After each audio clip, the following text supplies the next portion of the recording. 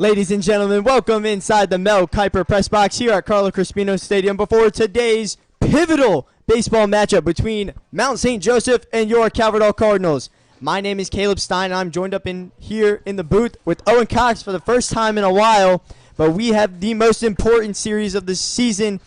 Number one is on the line for the conference. Number one in the state on the line. And it's between these two teams who have been neck and neck all season. Owen, please let us know a little bit more about this game. Yeah, Caleb, you kind of hit the nail on the head. Pivotal. This is a pivotal game. Game one of this three-game series between Mount St. Joe, the number one team in the state, Calvert Hall, right now the number three team in the state according to PBR, and pivotal, right? I know you said it's been a while since I've been here, but if I had to pick one game all season to come back for, it would be this game right here. Two of the best teams in the conference, the best teams in the state. They, like you said, they've been neck and neck, but who's going to get out ahead early today? Who's going to win this first game? And that starts to getting ahead early within the game. Who's going to get out early in the first innings, for the first couple innings? What pitchers are going to hold it down? What batters are going to open up this game a little bit? That's what I'm looking forward here to seeing here today.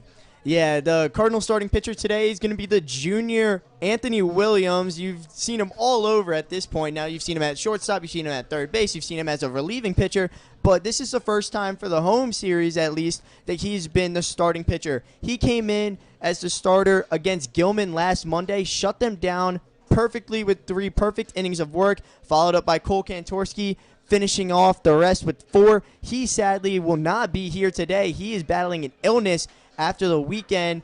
We will be missing him, so we're going to have to deal with a couple of other relieving pitchers. Expect Hunter Dunst to come out of the bullpen later in the game.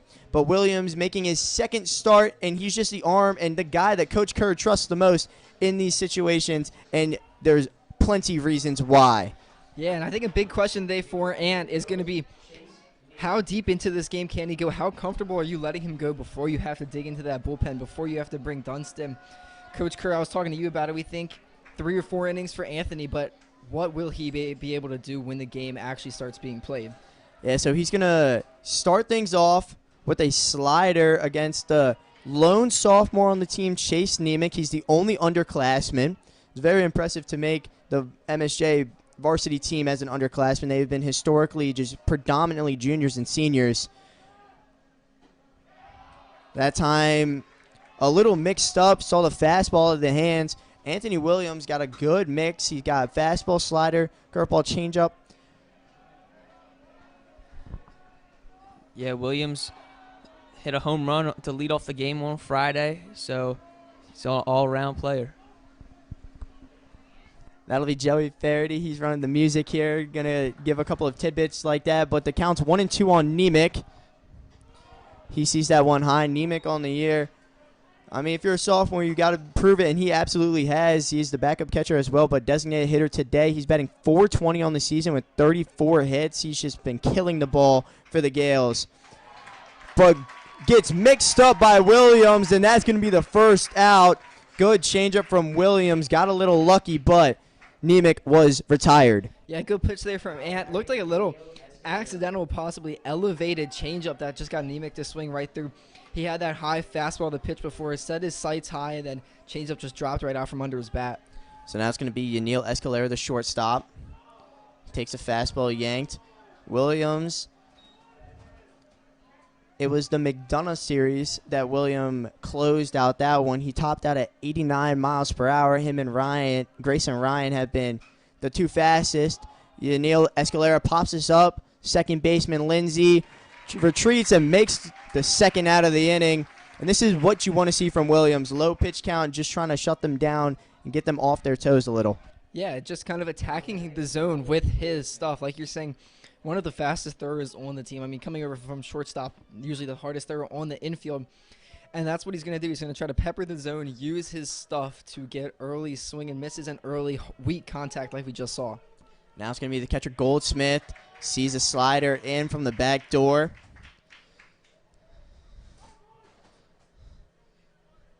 The Calvert Hall defense behind Williams. You have Kreiner out in the left, Kittleberger in center, and you have Cooper McDonald out in right field. That's been a change since John Carroll's series, and that's been a good change in the lineup as well. Then on the infield, you have DePriest over at third, Oliver over at short, Lindsay at second, and Myers over at first with Connor Callahan, the senior, behind the dish.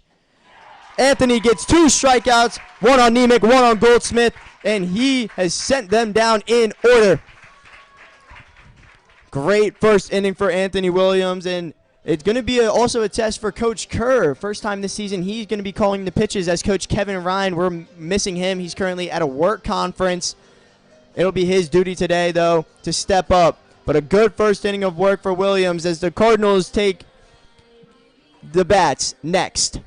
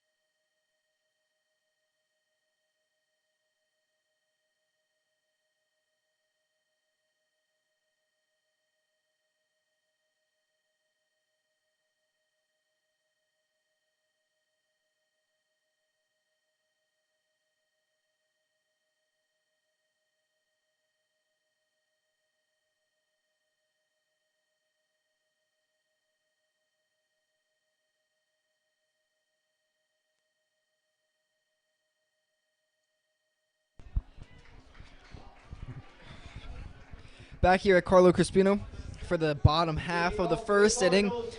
Leading off for the Cardinals, that'll be the pitcher, Anthony Williams. Getting a lot of Anthony Williams action here early. Starting pitcher for Mount St. Joe will be Peyton Woolley? Peyton Woolley.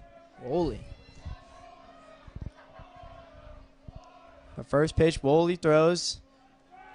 Looping curveball. Kind of what we see out of our own Brody Anderson, but Woolley's not the hardest pitcher to face against velocity-wise, but he does mix up a lot of his pitches well, does tunnel them well. As that time, Williams gets hit in the head, and this is a scary sight. But he's fine. He is fine. Anthony's a competitor. That's why we got the helmets on. That is why. I mean, that's 2 games in a row now. Cardinals batters are just like making it a little bit tougher on Miss Kira. You saw the Jake Lindsay clip, who's hitting next, by the way? Of him flying? Yeah. I did see that one, yeah. That was pretty entertaining. It was. I was up in the booth with Ryder So, and we're just like, oh, my goodness. That looked horrible. But Williams looks fine, just a little bit of, just 1 second down, and he jogged his way to first. Okay, well, for the Cardinals, after that, that's 2 pitches, 1 base runner on.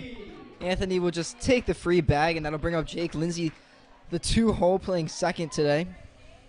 These teams have nothing really against each other, honestly. It's just that must have been just a fastball that just got away from Woolley. There's another high fastball. In his warm-ups, we did see him slip. Might be just not being able to find the right grip on the turf. MSJ does have dirt at their home stadium, so they're used to playing on grass. High looping curveball, just couldn't locate it at the top of the zone in time. Yeah, well, he's not going to get in there with his fastball and his velocity. He's going to try to mix it up, get some stuff on you. Kevin Hall batter's got to be able to see it early, see it out of the hand. Another fastball, but misses high and away. So the count goes to 3-0 on Lindsay. Lindsay started off ridiculously hot on the year, cooled off a little, but hoping to build on his momentum after his long home run against Malvern Prep on Saturday. The 3-0, though, takes a walk, and the Cardinals have 2 base runners on, and this is not where MSJ wants to be. Yeah, not really particularly close on any of those 4 pitches. And then obviously Anthony hit by batter. So Cardinals 2 up, 2 on base on balls and hit by pitch. And that'll bring up Luke Kreiner, probably the best bat so far, this season on this Cardinal roster. Yeah, some people, you might argue it's Anthony, but when you have runners on, Luke Kreiner's the guy you want. He's batting a ridiculous 466 on the year. And with 34 hits to his name, he does get on base a lot, though, as well as a lot of walks to his name. Like, Luke Kreiner will be on base more than one time in this game, if I had to guess.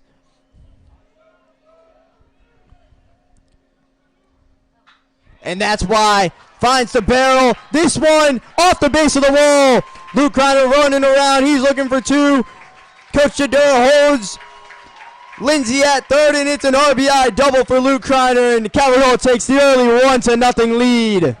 Man, oh man, has Luke Kreiner been swinging it good. That ball was absolutely barreled out there to right field. Just took the inside pitch and pulled it the right way to right field off the bottom of the base of the wall. And man, brings in Anthony from second, Lindsay all the way first to third. Kreiner sitting out there on second. Cardinals take an early lead here. Still no outs. Still 2 runners in scoring position. That'll bring up Drew Kittleberger. Yeah, that was a perfectly executed play by Kreiner. That was the best swing I've seen in a while. I thought he hit it out almost at first. I think he did too. He was almost jogging out of the box, but turned on the jets and was able to make it to second easily. And you have good speed on the base paths with Lindsay and Kreiner. Kittleberger, power hitter, but also a patient hitter. Yeah, Kittleberger is almost always having long at-bats. He's seeing pitches, foul balls, making the pitcher work to come to him. And he does have great power. Somebody you love to see up to bat when you have 2 runners on and in scoring position. Looping curveball doesn't land again for Woolley. The Cardinals, this series having big implications on their playoff picture. The only way they can really fully secure the number 1 seed is sweeping this 3-game set versus Mount St. Joe's. Otherwise, they'd be putting their fate out of their own hands. They'd be waiting on Archbishop Spalding versus John Carroll as Kittleberger works a walk. But they would need Spalding to drop a game to John Carroll. I can see that happening, but I just trust in my guys well. But bases are loaded for Dalton DePriest, the junior third baseman. He's also been swinging it ridiculously well. Yeah, Dalton batting a nice 375 on the season so far. Still just looking to put something in play here, try to move them or get them in. You're going to take any runs any way you can against the number 1 team in the state. This fastball looked almost right down the middle, but must have been high. This umpire having a low zone today so far. Not a lot of these pitches have been called for strikes against Cardinals hitters. That's a good curveball from Woolley. Yeah, definitely a tight zone so far. Saw that. So have seen that early on. Batters will adjust for both teams. Both teams are seeing that now. But another fastball high.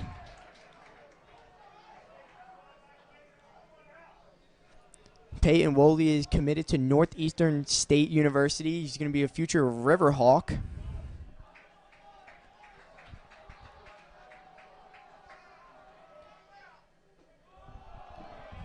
But first, he's got to finish this game. And it has not been looking good. He's thrown a lot of balls. And then the pitches in the zone, which has been 2 so far this game, really have been crushed by Luke Kreiner, and then that one to DePriest. But he walks in another run. RBI walk for Dalton DePriest, doing pretty minimal stuff at the plate right now. Cardinals not doing anything special, just Woolley not being able to locate his pitches early in this one. Yeah, not at all. He's thrown 3 strikes so far to 5 batters, including Kreiner's double. Definitely not getting it where he wants to. And you would expect with somebody like him who doesn't have that much velocity, their strength is going to be able to locate pitches and not allow too many free bases and free runners out there. But that's what happens before. The Cardinals really taking advantage of it. Bases still loaded. They got speed out on the bases too, with Kreiner, Kittleberger, and DePriest. Yeah, coming into this game, Woolley only had 13 walks and 20 hits allowed on the season with 7 earned runs, and those numbers have just been inflated so far here in the first inning. Yeah, he was only rocking a 1.99 ERA. Just this inning, that's definitely gone up. And there's still bases loaded, 0 outs for the catcher, Connor Callahan. MSJ, corners are up, middle infield playing in double play position, but Connor, not typically your ground ball guy. He typically elevates the ball really well, line drive hitter, but something to the outfield is going to score Lindsay easily from third. Something on the ground to the outfield, or excuse me, Kreiner's over at third. Something on the ground to the outfield is going to score Kittleberger over on second. There we go, another called strike there for Woolley. That one kind of just a fastball right down the middle, a little below the belt. Looks like they're already sending people down to the bullpen. Connor wanted that curveball, just got a little under and fouled it off. Yeah, he saw it, waited on it, but wanted it just a little too much and wasn't able to see it was just a little too high. So the first 2 strike count here for a Calvert Hall batter. So the 1-2 to the future Nittany Lion. He elevates this one, but it's going to get out of play quickly. It's going to go towards that MSJ bullpen. I think it landed in there. Yeah, it looks like it did. They've sent a couple bodies down. I haven't seen a lot of throwing action, though. Yeah, it looks like one person's up and throwing. It's hard to see from our angle up here in the booth. I thought I saw like the shadow of a leg kick. Yeah, Connor chops this one. Coach Schwartz couldn't make the play, and he's mad at himself for that. He typically does that. He'll make those plays. Former catcher himself, Coach Schwartz. Yeah, Connor fighting here because you don't want to go down on a strikeout. You got to put the ball in play If it somehow. is, and if he does get an out, it must be a productive out. The 1-2.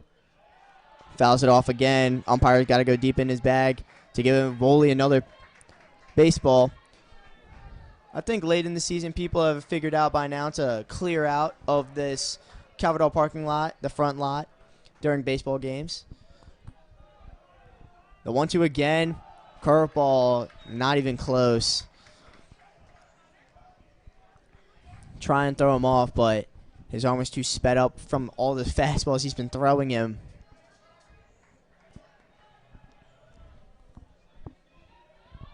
Another one to Callahan. Another miss on the curveball.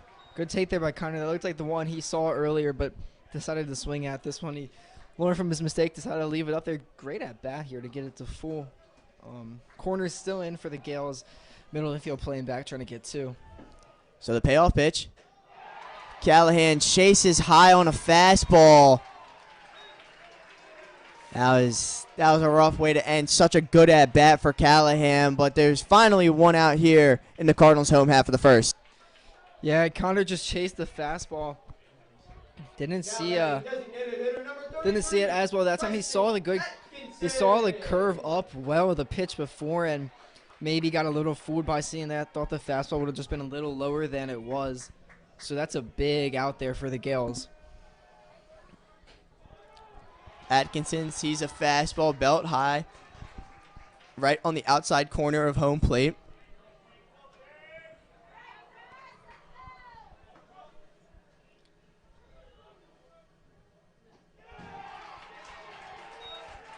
Another good pitch. Almost the same exact pitch, outside corner. Preston thinks it's a little outside, gets the call though, as it just scrapes the corner of the plate.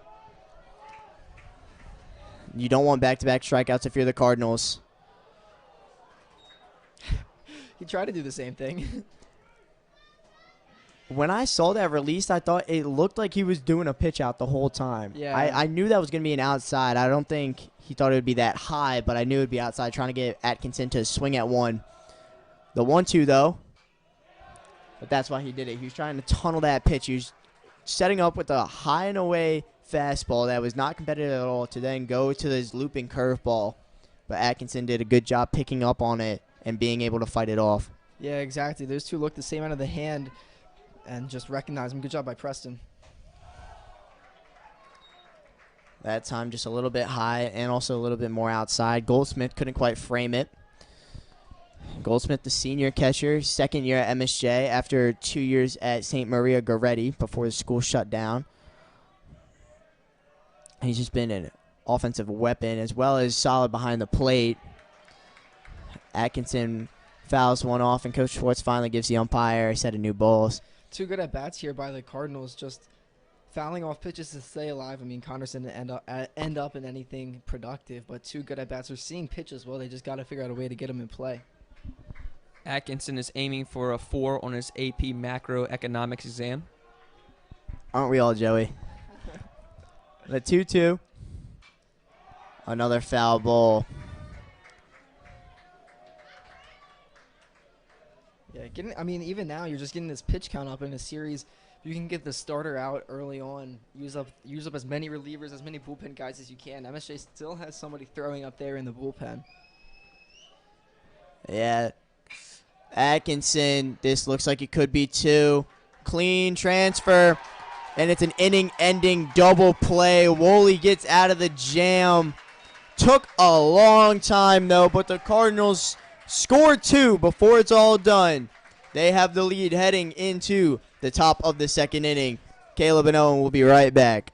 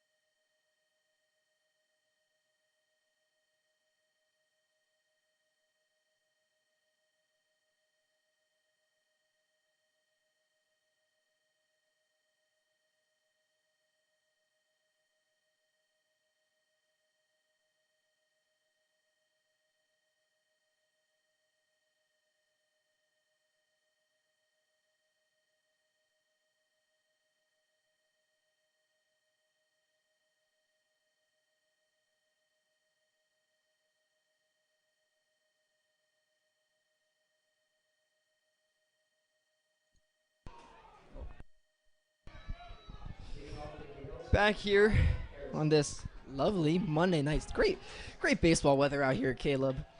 It is absolutely gorgeous.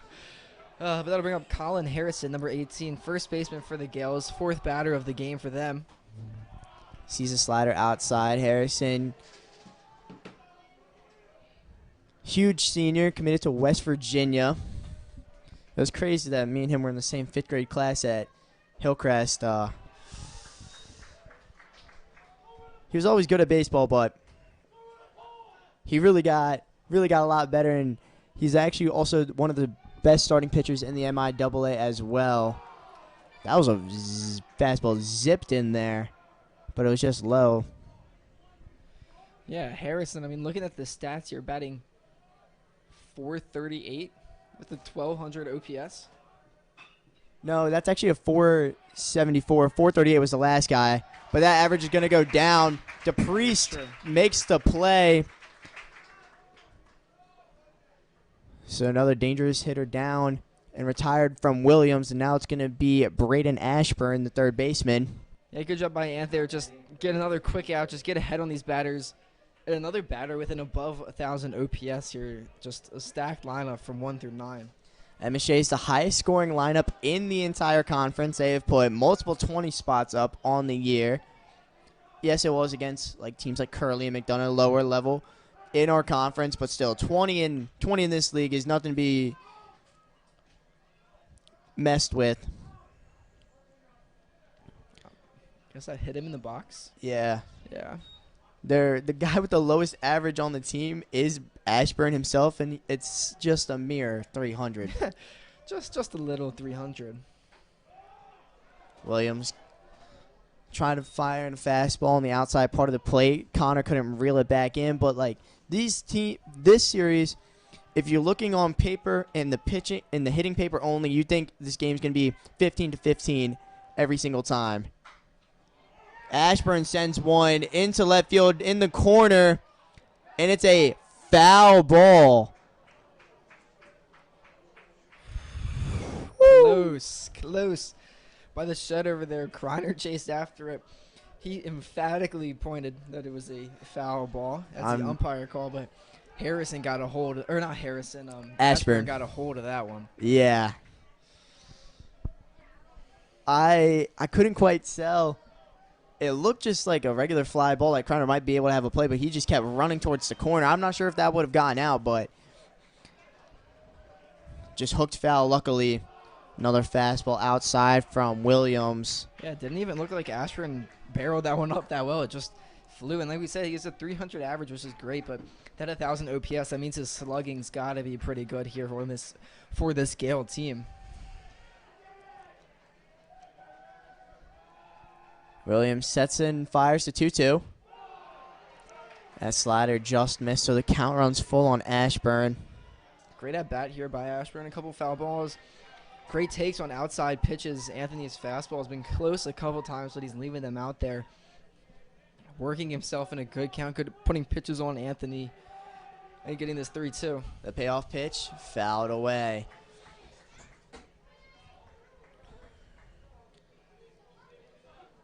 I mean, you just see the numbers that MSJ put up against teams like Spalding and teams like John Carroll and Loyola, like very high-quality teams in the conference, and they're putting up double-digit runs all the time. Ashburn's the first guy to make it on base against Williams after a good battle at the dish, but it's going to bring up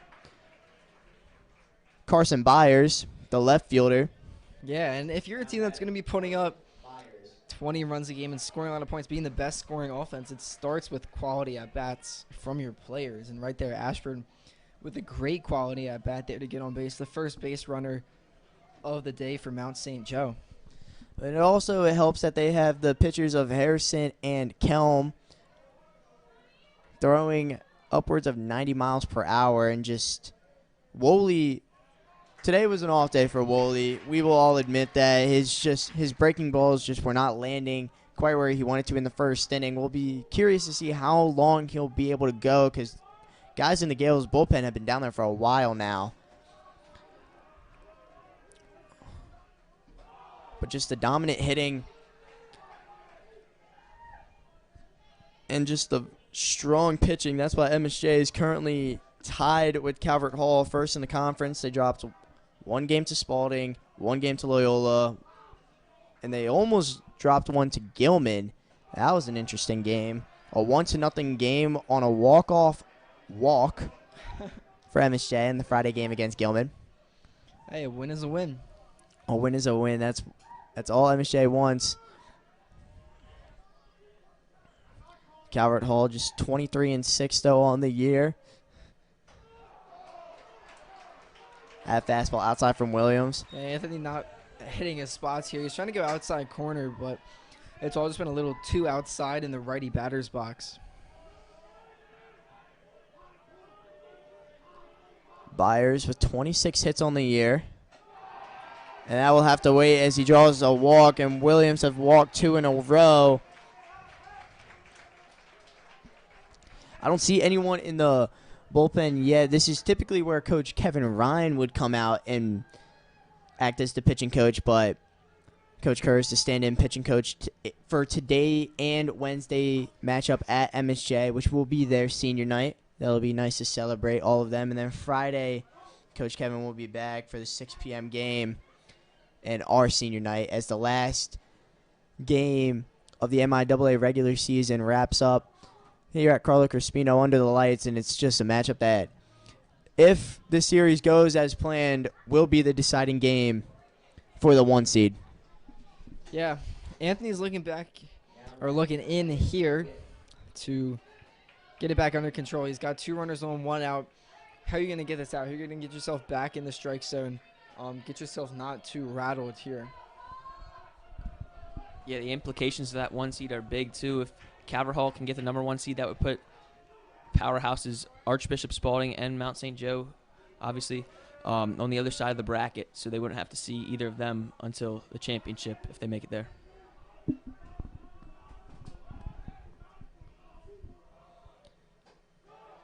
That fastball perfectly placed. That time on the batter, Whip. Whip last time we played here, it was a scary incident. Will Hack hit a ball deep into right field, and Whip was chasing it hard, but then ran face first into the wall and was knocked down and taken out of the game, but he was back later in the series.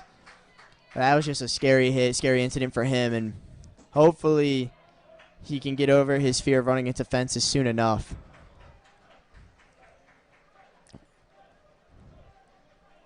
Williams checks back, fires now. Fastball is high. Yeah, good spot. He likes that 0-2. No need to go directly in the zone. Put a ball up high, see if he'll chase. Anthony, with runners on, kind of goes from a slide step type of delivery. Conceals hit the ball until he's kind of close further down the mound, then lets it rip. Whip fouls this one back behind the grandstand. There goes the junior Silas Webb on foul ball duty. Most electric foul ball getter in the conference.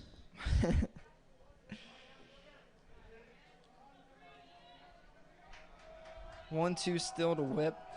Fighting here, trying to move his guys over, put one in. Does not go around. Looked like he almost did, but field umpire, who's over behind in the C position with the runner on second base.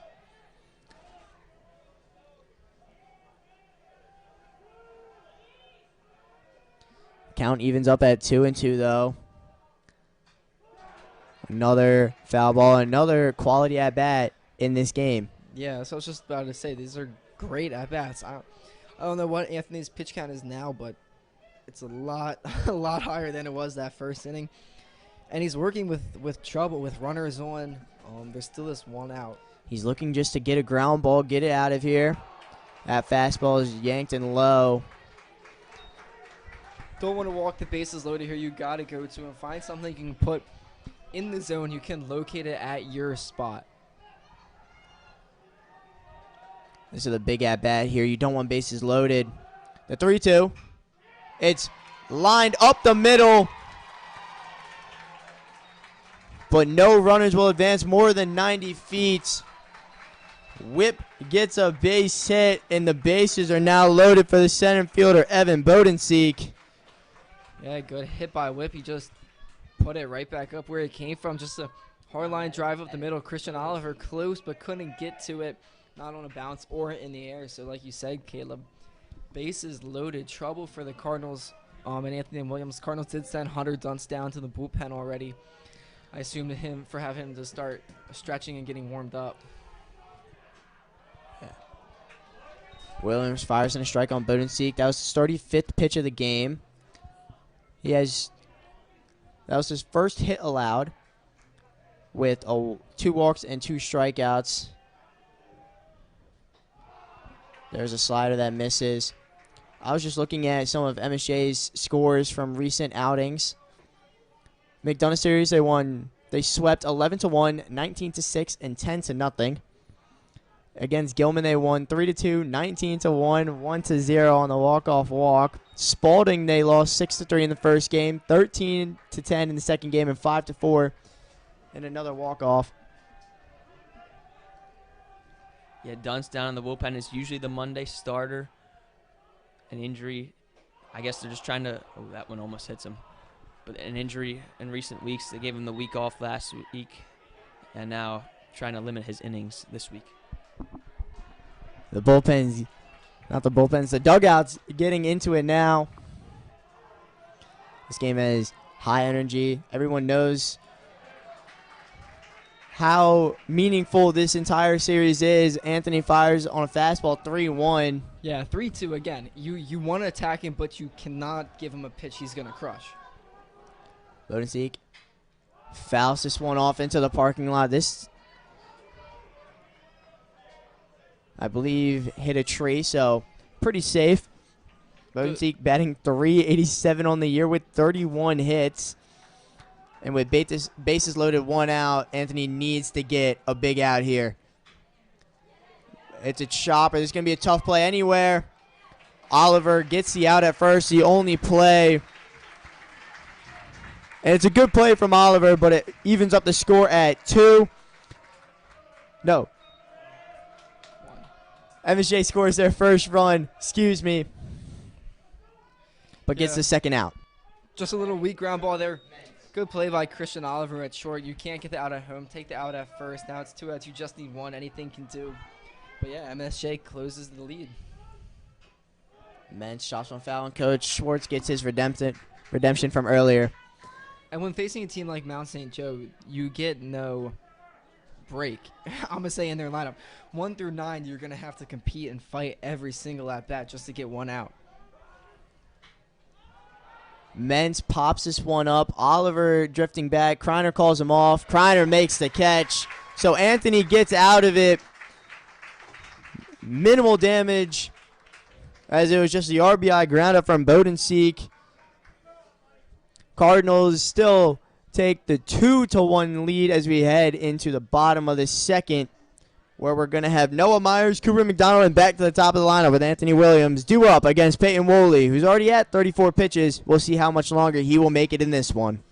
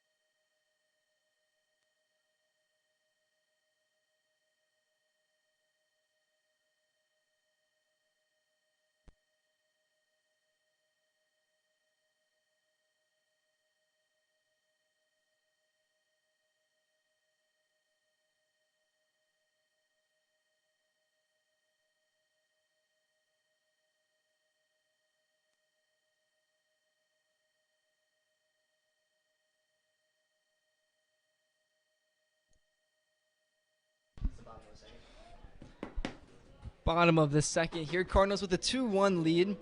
Noah Myers, first baseman senior on the team. One of the team captains, one of the leaders on this team. Just a guy who puts in the work every day.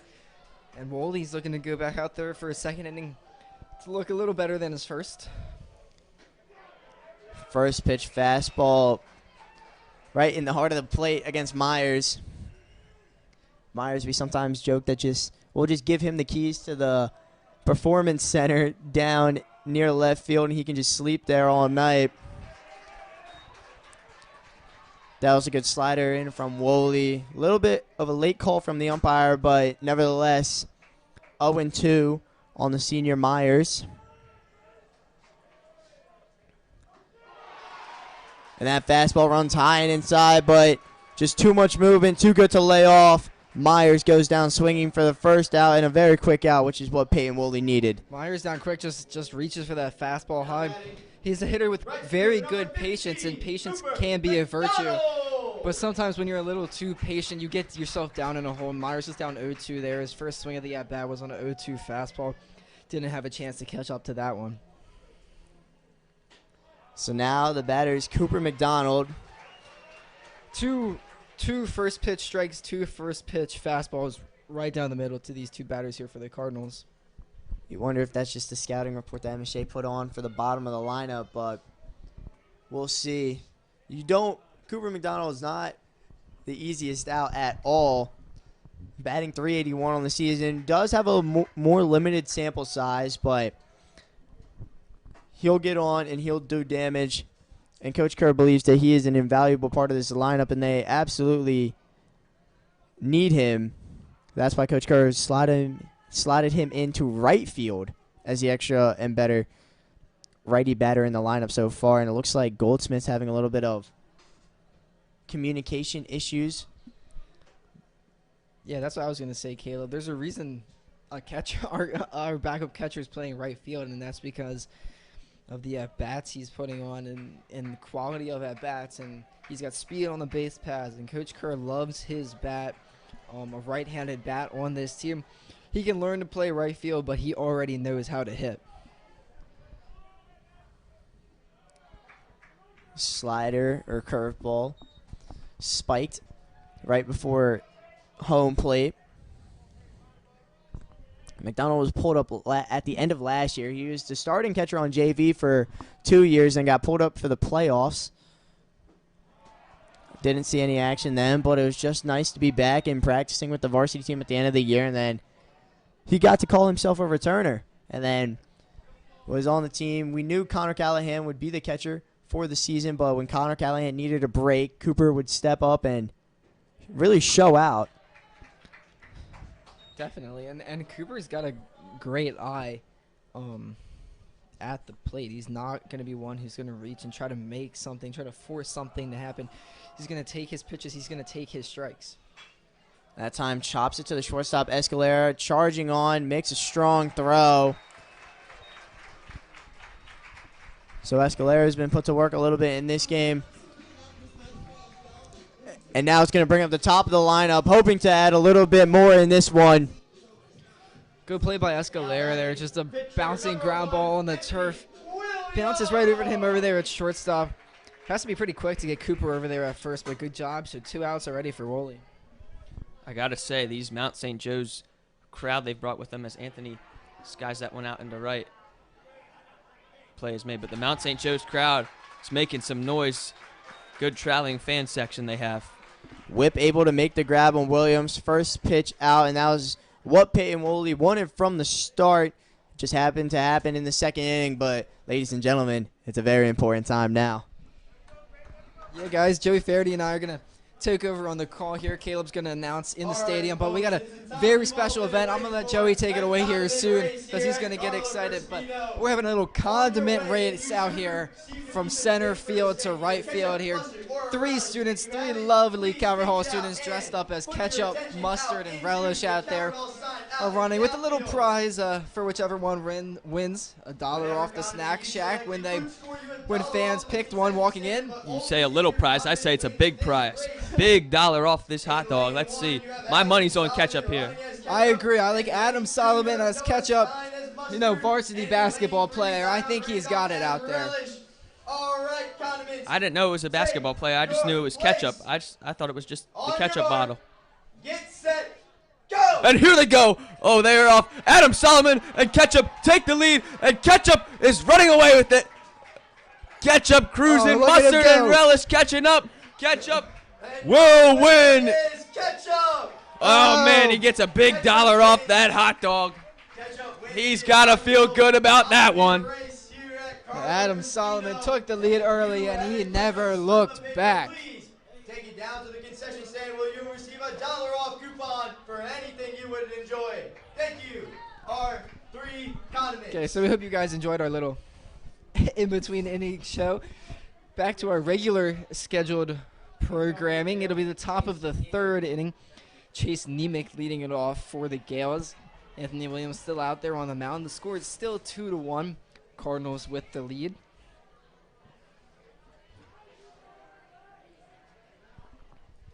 Nemec sees the first That was pitch. electric out there in center field. Actually, center field to right field. But electric. I felt like I was down at Camden Yards. Yeah, my brother is in the integrated marketing and communications class at Calvert Hall. Very special class if you have the chance to take it. And they decided to set up this event, and they said it was a condiment race, like a ketchup, hot dog, and relish race. So I'm like, are you guys dressing up as hot dogs? And I'm like, no, like the ketchup packets. Yeah. Shout out something to get the crowd involved. I would like to go back. Joey made a great point earlier. It's a great crowd here at this game, and the Gale fans traveled well. It's one of the biggest parent and family crowds I've seen from an opposing team here. Nemec grounds one. Oliver makes the play in plenty of time. The sophomores 0 for 2 on the day. Not very often that you'll see that, but now it's going to bring up Yaniel Escalera, and Anthony Williams seems to maybe have settled down a little bit more. Routine play out there for Christian. Gets it on a couple hops and quick throw. He's got a quick arm over there. Not the strongest arm, but he's quick in his release of the ball. So he gets it over to Noah. Pretty quick, and Anthony with a good, quick out. Good pitch there from Williams to get ahead in the count.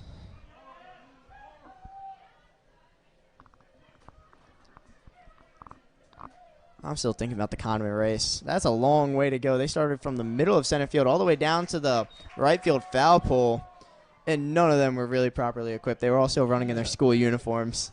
Yeah, school uniforms with the Condiment outfits on. Adam Solomon as catch-up did great, though. Absolutely. Well, imagine how tired like the real ketchup gets at the Orioles game. I mean, it's a real hot dog with real ketchup on him running. I mean, he's got to be exhausted. I guess, Joey. All right, Escalera sends this one into right field. McDonald makes the play. Great play by Cooper McDonald. We said he's not a right fielder. What are we saying? He tracks that one down. Goes down on his knees to slide and get that one. Bumps into the fence a little bit, but good job tracking it out there. And Caleb, we know out there, right field in the sun, Carlo Crispino Stadium this time of day. It's brutal. Not an easy place to play. Oh, it is brutal out there. But he tracked that really well off the bat. And he does have very good speed. Just to show how much of a trooper Cooper McDonald really is, I said this on the live stream on Friday, but he missed prom to play in that game Friday night. I mean, he really is a true all-out team player. Here, this time Goldsmith sends one high and deep into right field, and bye-bye baseball. Michael Goldsmith with a no-doubter, even with the bat flip.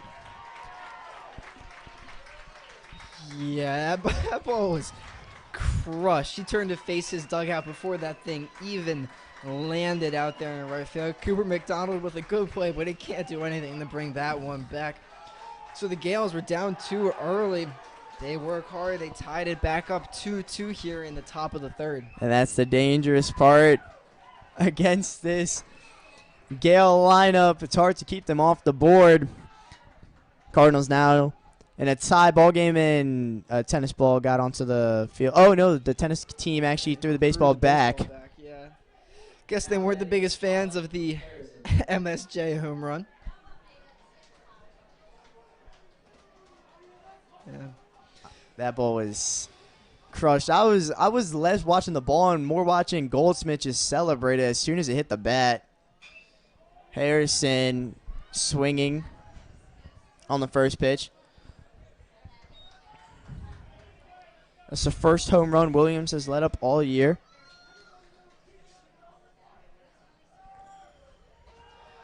It was crushed too. It went so high. Like if that's a lower launch angle, that thing is going 400 easily.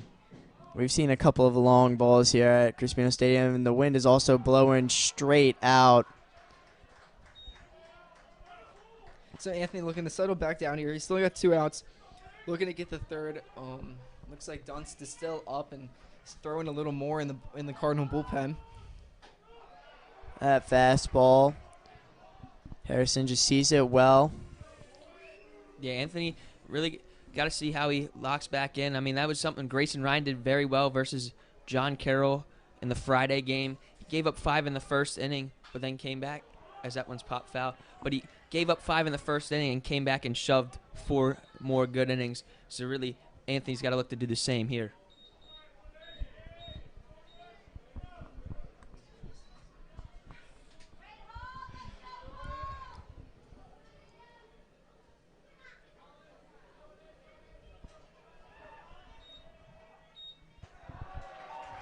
That slider, not even close.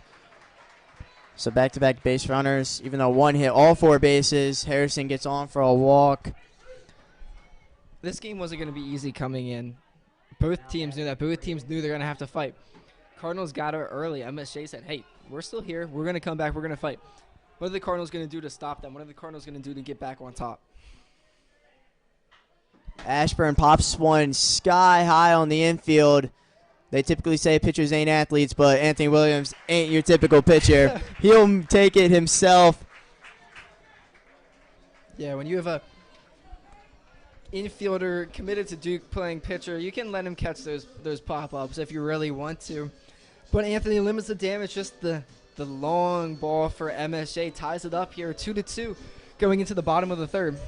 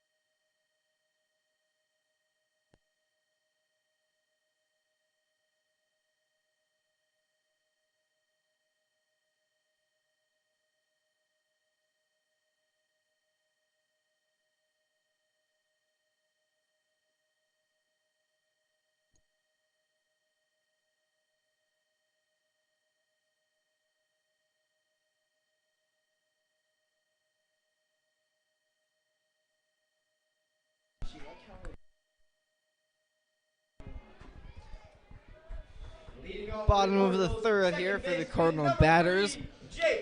It'll be the heart of the lineup. 2, 3, 4. Jake Lindsay, Luke Kreiner, Drew Kittleberger, I should say. 2-2, like we said. Woolley's still out there for the Gales. Lindsay in his first at bat, 4-pitch walk, and was trying to one-up Goldsmith, but was way in front of that fastball. Update from around the MIAA: the John Carroll Patriots lead Archbishop Spalding 2-0 in that first game of the series. A result that favors the Cardinals. Lindsay off the hand, sends it out into right field. Whip, able to make the play easily. So 2 pitches and 1 out in the first at bat for Jake Lindsay. He's retired for the first time today. As Kreiner steps up here, Woolley's settled into it a little bit.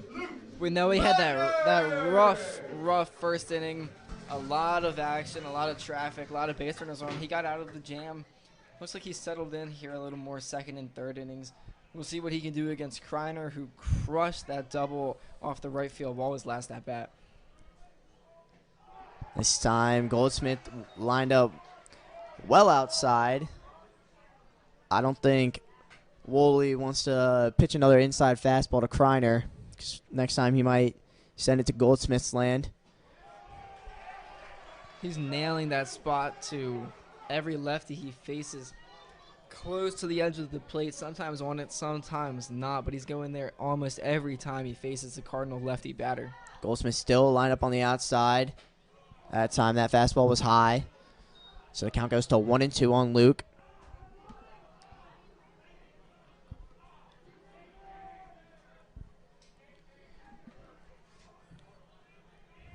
Kreiner started off the season in the cleanup spot.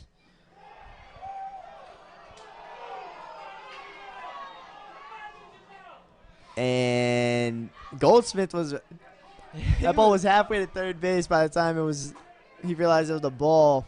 He was ready to throw it around. That looked like it was close to the same spot. Looked like a little more low, a little more outside. Yeah, fans and bench not happy with that one. The 2-2 to Kreiner. This time gets under everything, including the umpire's legs.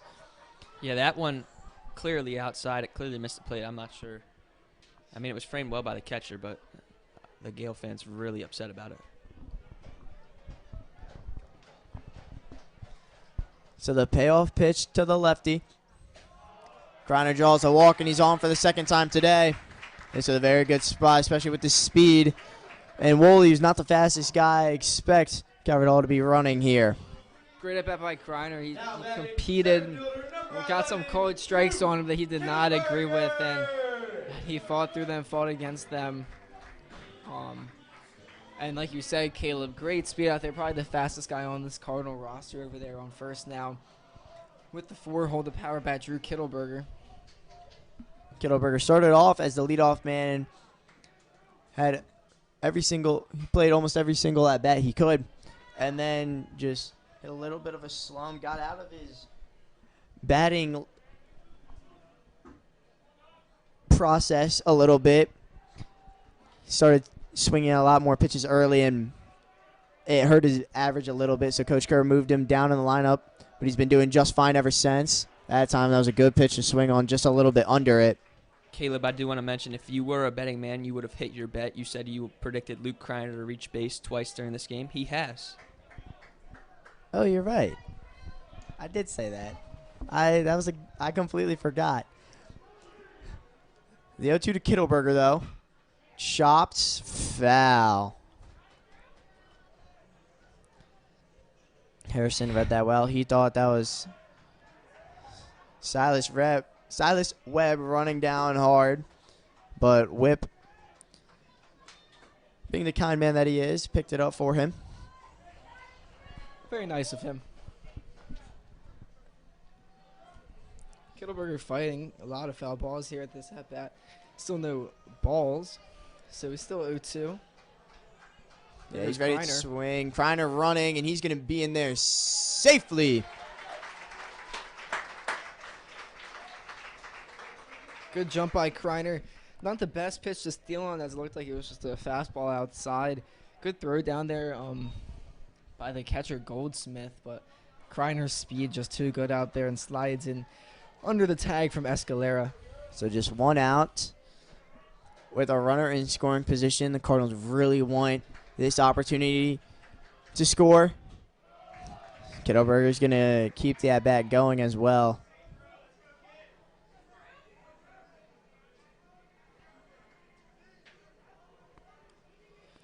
Yeah, another long at-bat here to even it up 2-2.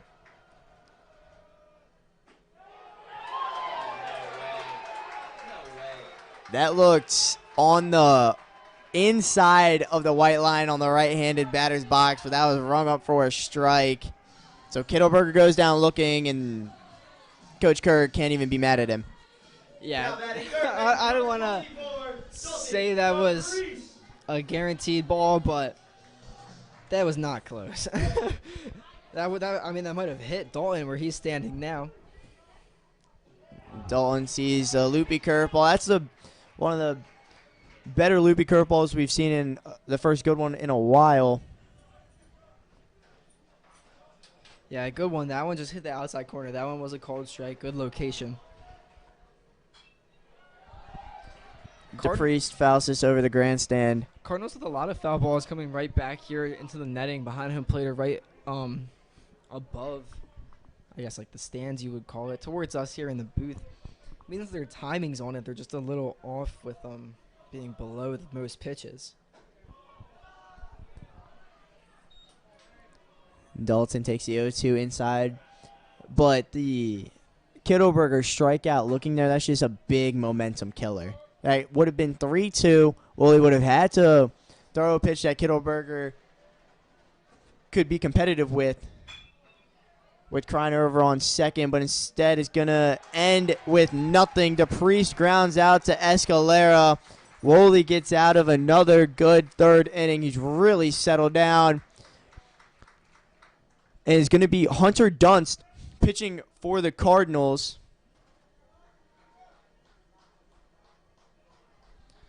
He's going to take over after 3 innings of work done by Williams. Williams is going to shift over back to shortstop, it appears.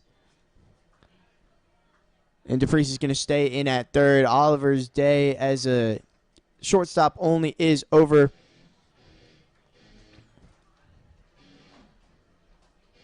And we're going to be heading to the 4th inning of Calvert Baseball when we come back.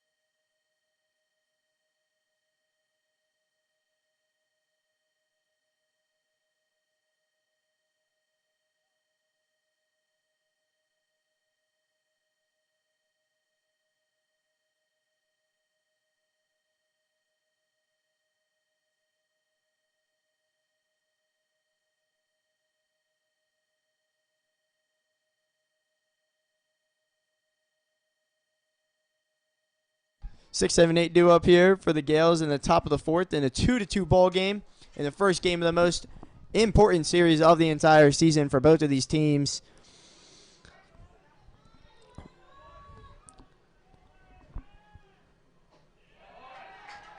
Dunst fires one in. Typically the Monday starter, but had a couple of rough outings in a row against John Carroll, and I believe it was Spalding. That one hit into center field by Byers, but it was caught by Kittleberger on the run, so that's a quick first out and something you like to see out of the pitcher Dunst. Dunst is someone we're very familiar with seeing here on these Monday games at Carlo Crispino.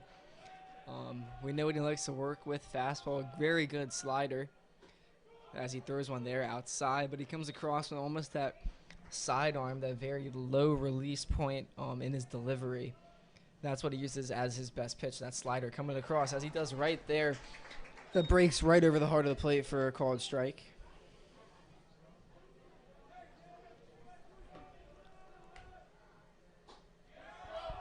There's a fastball. Sinker slider pitcher does have the occasional changeup. He will be able to whip it out at some point. You get it? Nah, You get it? I did get it. Myers couldn't make the grab as Whip sends it safely in foul territory.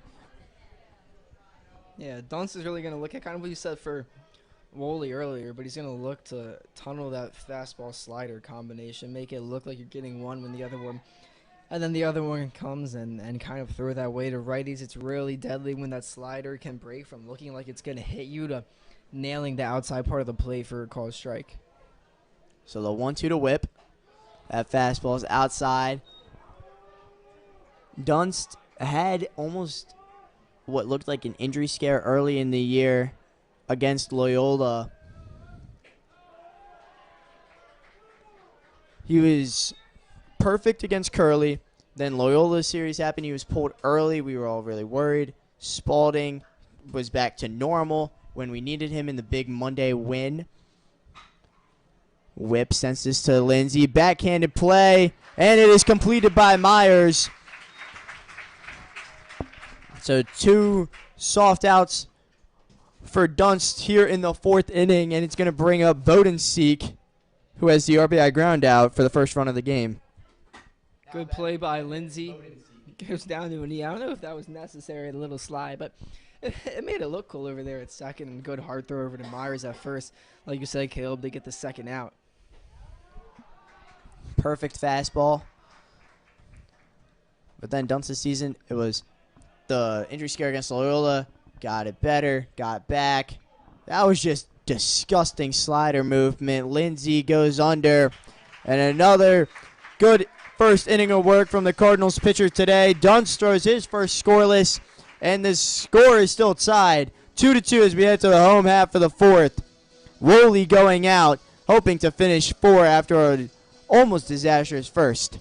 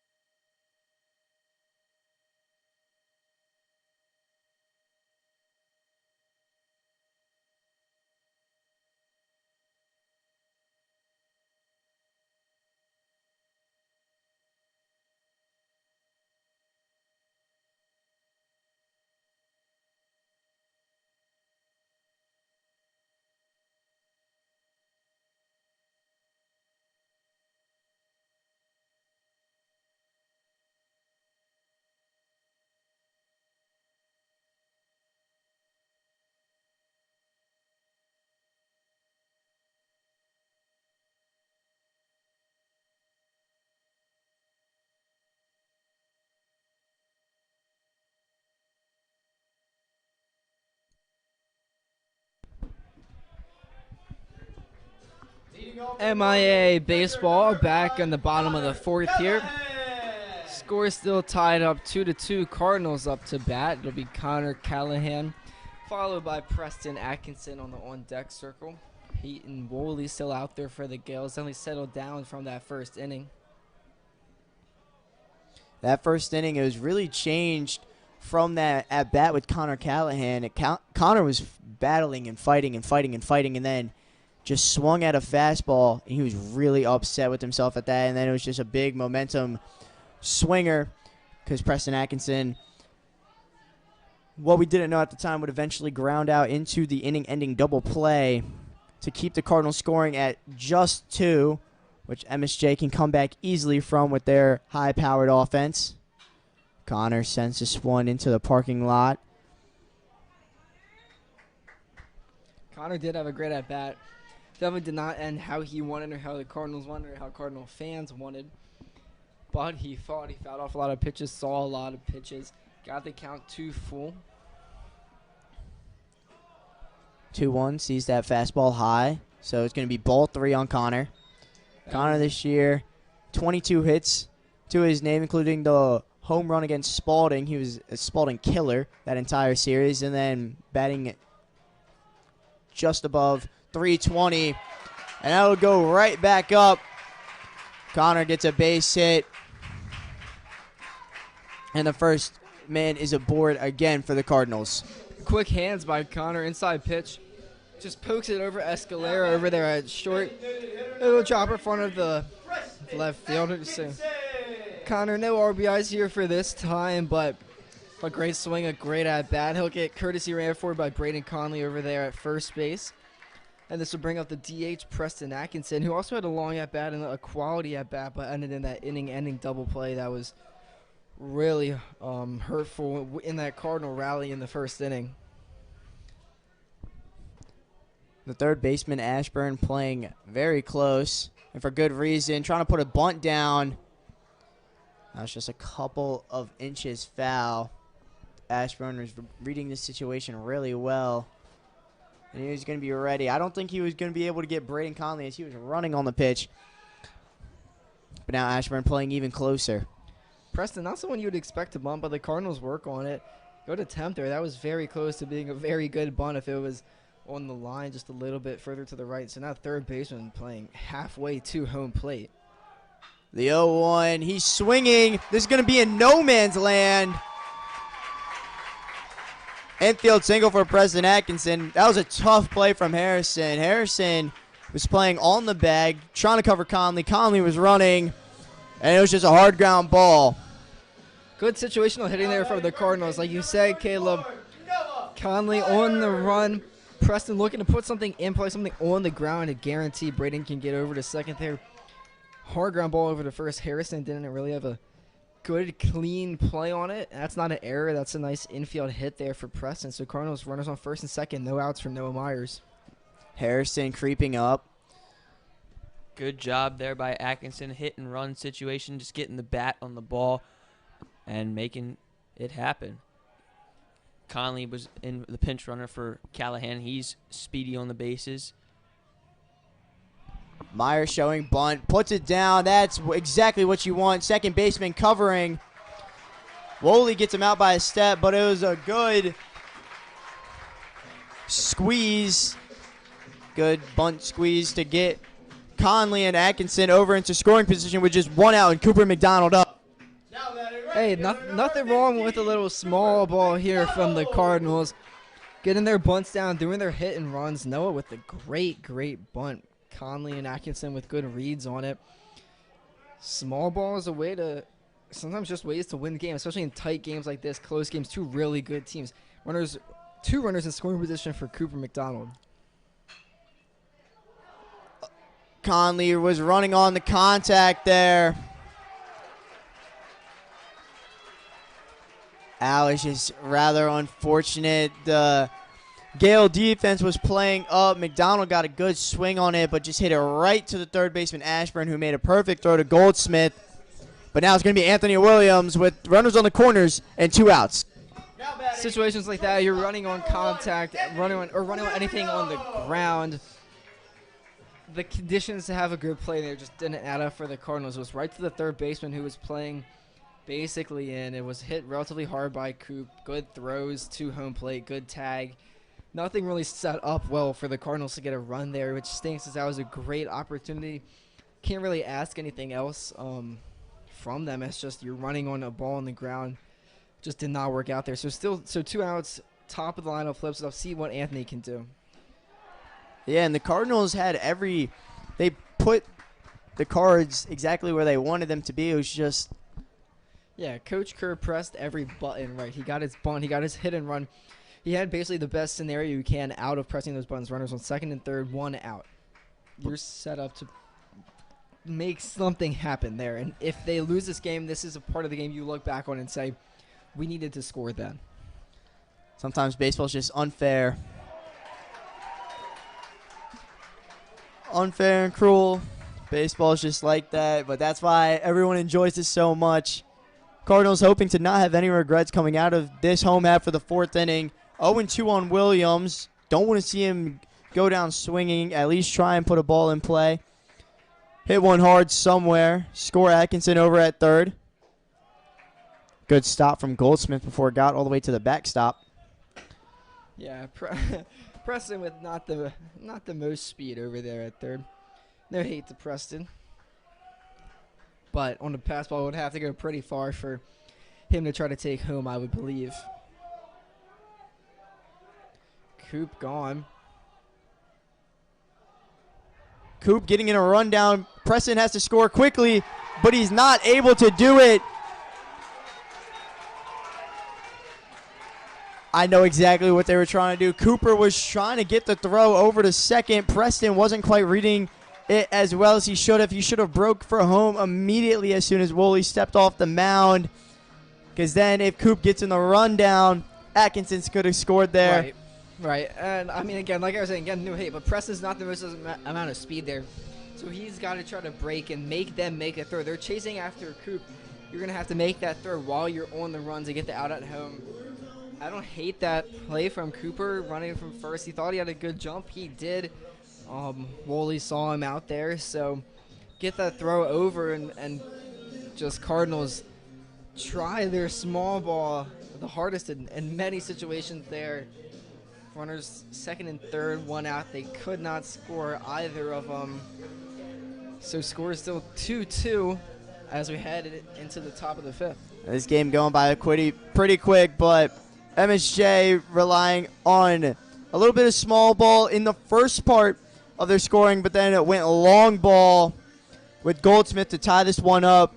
Cardinals just have had their opportunities, just haven't been able to capitalize. But it's still the top of the 5th, still plenty of baseball left. It is not the high-scoring game that you could have seen, but you would have also probably expected, if you had seen the pitching stats heading into this game, you probably could have expected this would be a low-scoring series.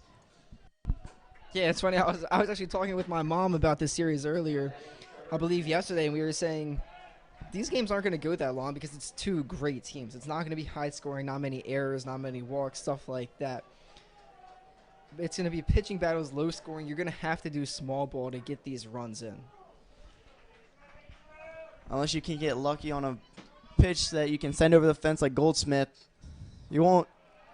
Of course, Luke Kreiner also came up just short of a home run. Those have been the 2 hardest hit balls all day, and those have been early in this game. Dunst out now for a 2nd inning of work. I would not be surprised if Hunter Dunst comes in and possibly finishes this game off. His pitch count's low as of now, but... Yeah, that's what I was going to say, Caleb. I'd be intrigued to see how far they want him to go, but he definitely could take the last 4 innings of this game. I mean, though there's still a lot of baseball left to be played. There's a ball outside, but he is one who they could let throw 4, 5, 6, 7, and if they take the lead, they don't have to throw the 7th as well. Mentz draws a walk, so the first batter is on for the Gales. It's going to bring up the top of the lineup. Chase Nemec trying to get on for the first time today. Yeah, Dunn's not really too competitive there in that at-bat. Good at bat there by Mentz to flip the lineup over to Nemec. Like you said, Caleb, like MSJ likes to grow their players through their program. They don't want them, they don't usually have them jumping in straight to varsity as a freshman or a sophomore. So really impressive to see Nemec being up here as a sophomore. He's showing bunts, pulls back. Connor didn't have the best angle. Mentz was well off the bag, but so was Myers a little bit. Yeah, it's kind of like the major leagues. They got like a little pipeline, the fresh soft to the JV to the varsity, like AA, AAA, the major leagues. But this is like a guy that gets drafted and makes it straight to the big leagues. And there's his first base hit. It was just any time coming. That's his 35th hit on the year for the sophomore. And there's 2 runners on, and danger might be brewing for Hunter Dunst. Good swing there by Nemec.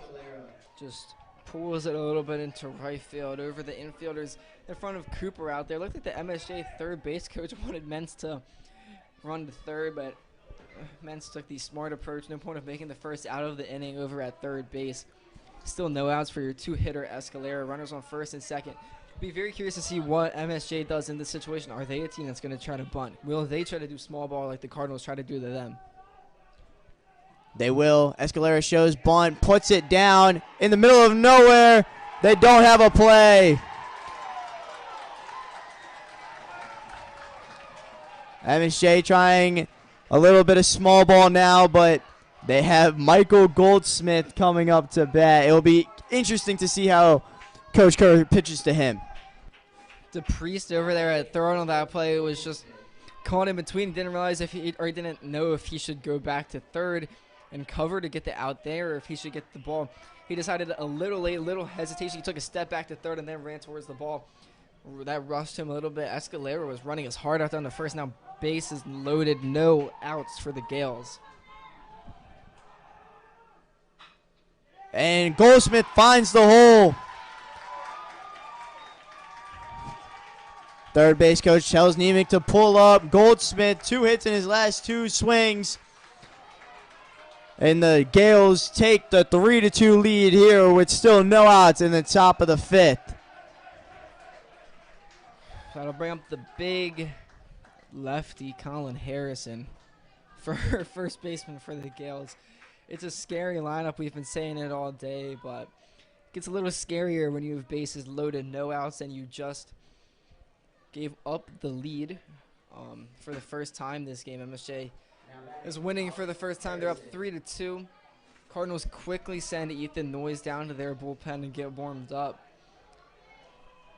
Also, where you saw that ground ball, that's typically where Jake Lindsay is in a regular second base position, but they're playing more in their double play positioning with the bases loaded and no outs. They want the outs more than they want to worry about the runs.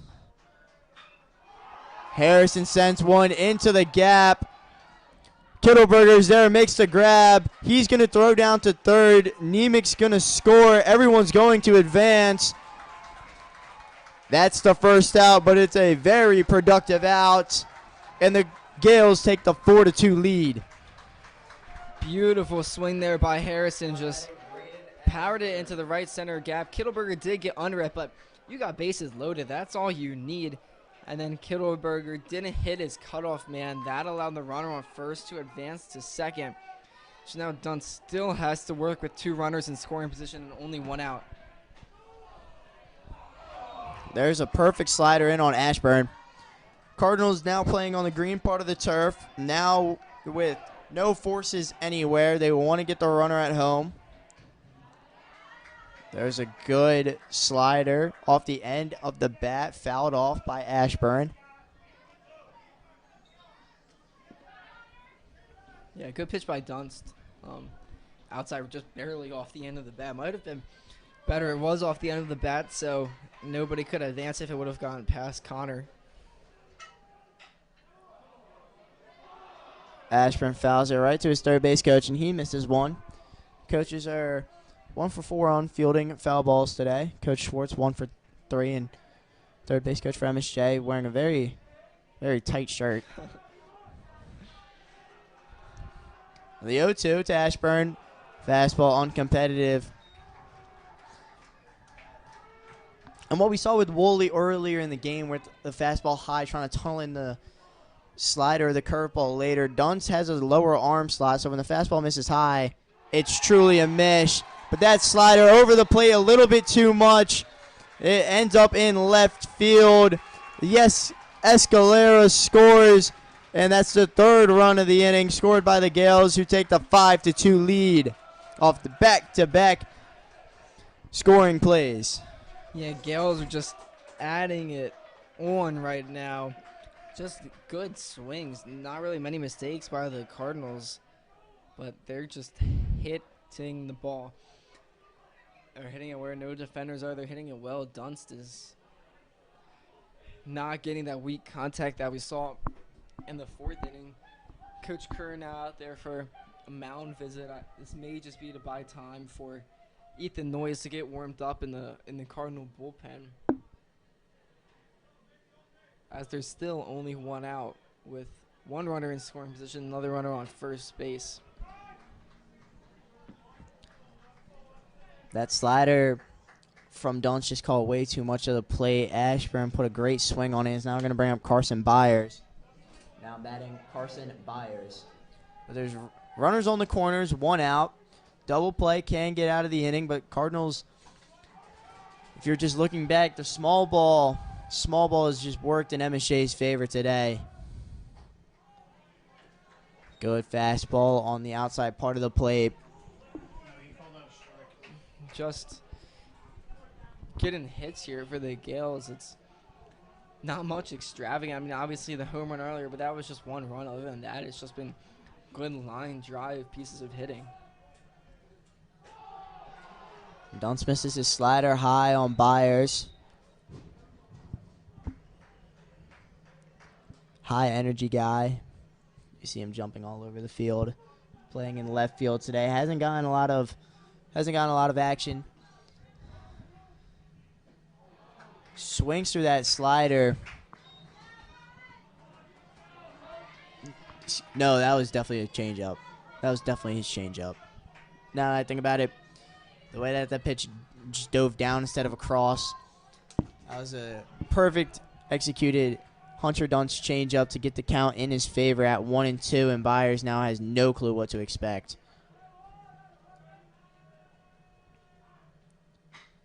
Sends one up the middle. Anthony dives, saves it from going into the outfield, but the runner was going to score anyway.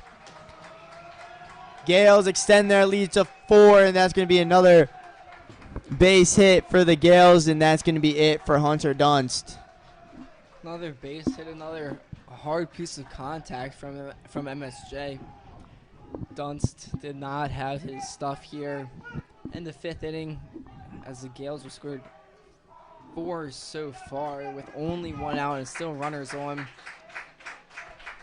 Cardinals will turn to Ethan Noyes, the junior, coming out of the pen to hopefully limit the damage here. We'll be right back as Noyes gets warmed up. He'll come in with 1 out and runners on first and second, who will be Dunst's responsibility. Gales just adding to their lead by the at-bat. It's just been timely hitting and well-executed plays from the Gales.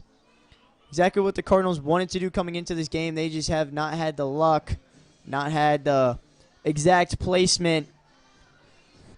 And that's just sometimes how baseball goes.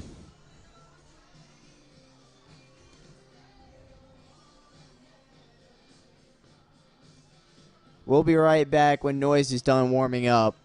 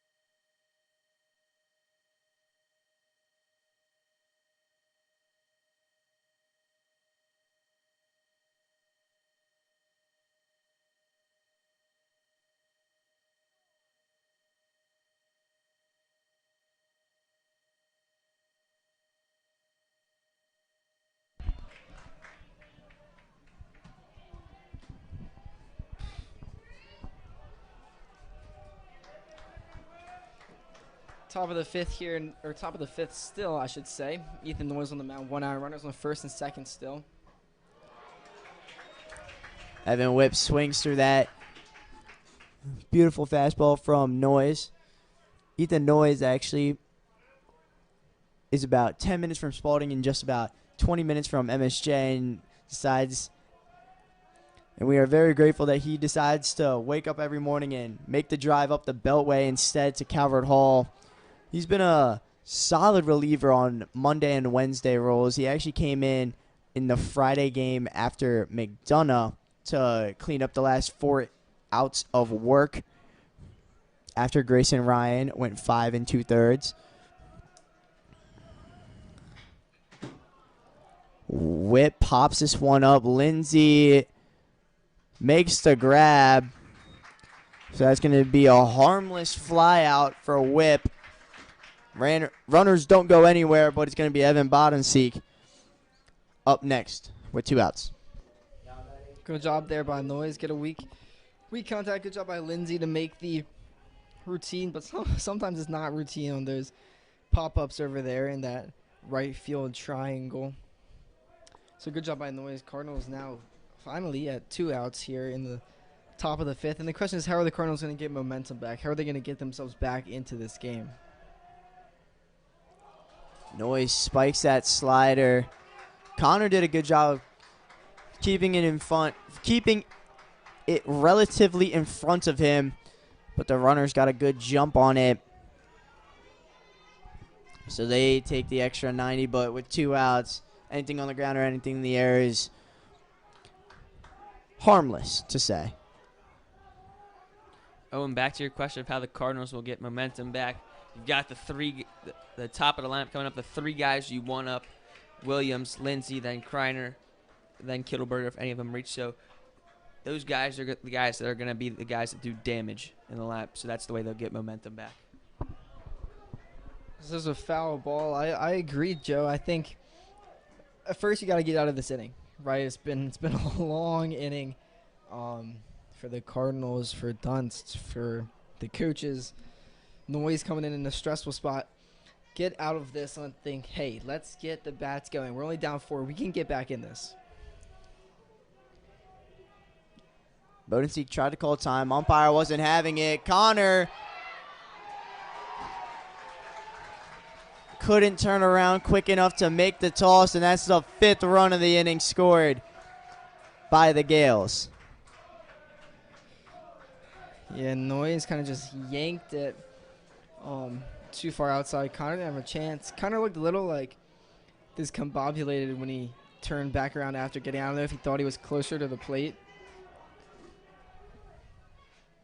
Whip fouls this one straight back now, so count goes full on Evan Bodenseek in the back-to-back.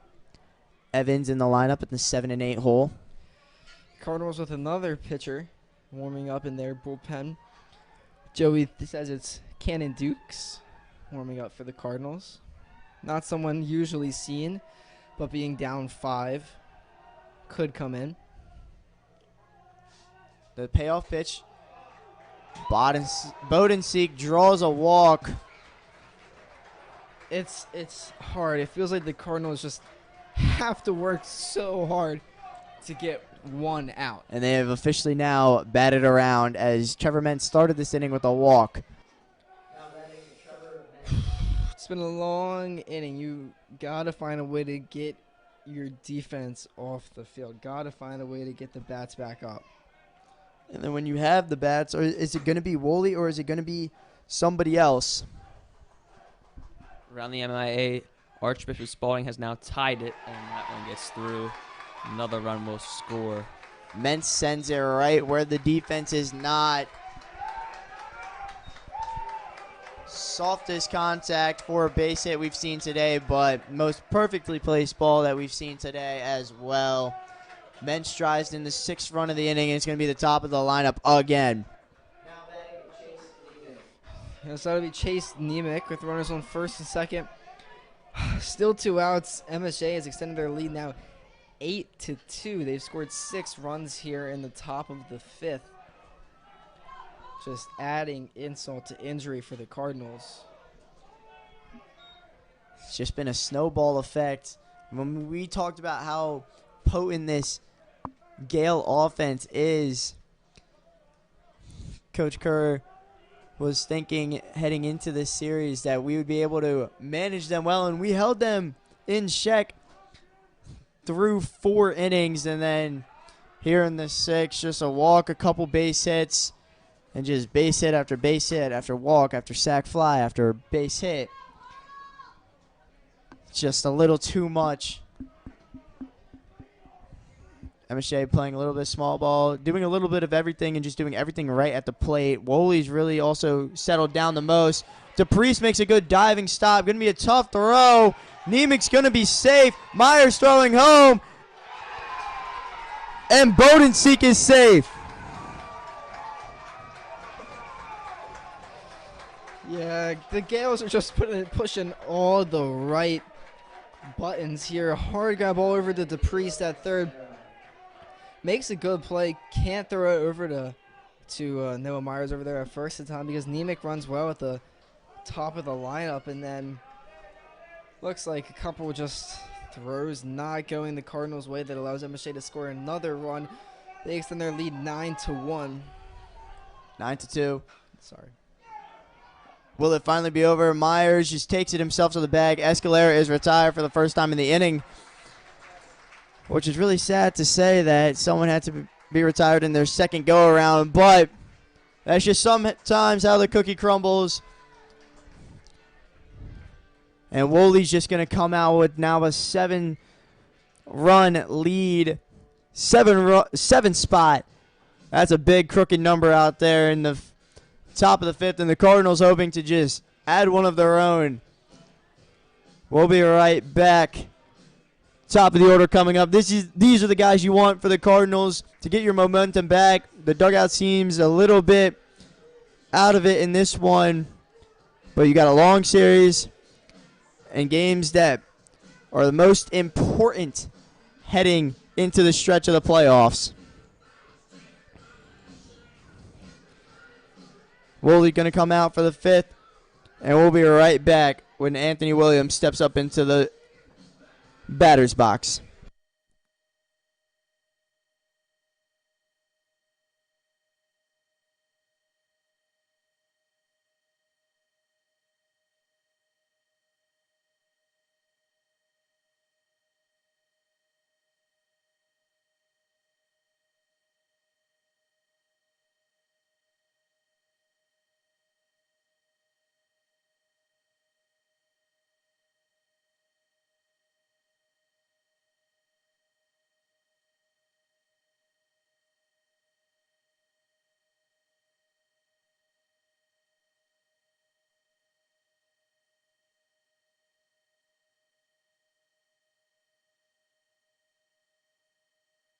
The Cardinals, shortstop number 1, Anthony. Bottom of the 5th here as the Cardinals' top of the order will be up 1-2-3 for Calvert Hall. That'll be Anthony Williams, followed by Jake Lindsay.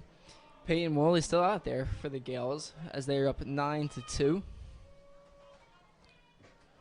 Williams still technically needs to finish his start at bat as McDonald got caught in the rundown to end the bottom of the 4th inning when the score was still 2-2. Williams got hit in the head in the second pitch of his first at bat. This time grounds one. It's a foul ball.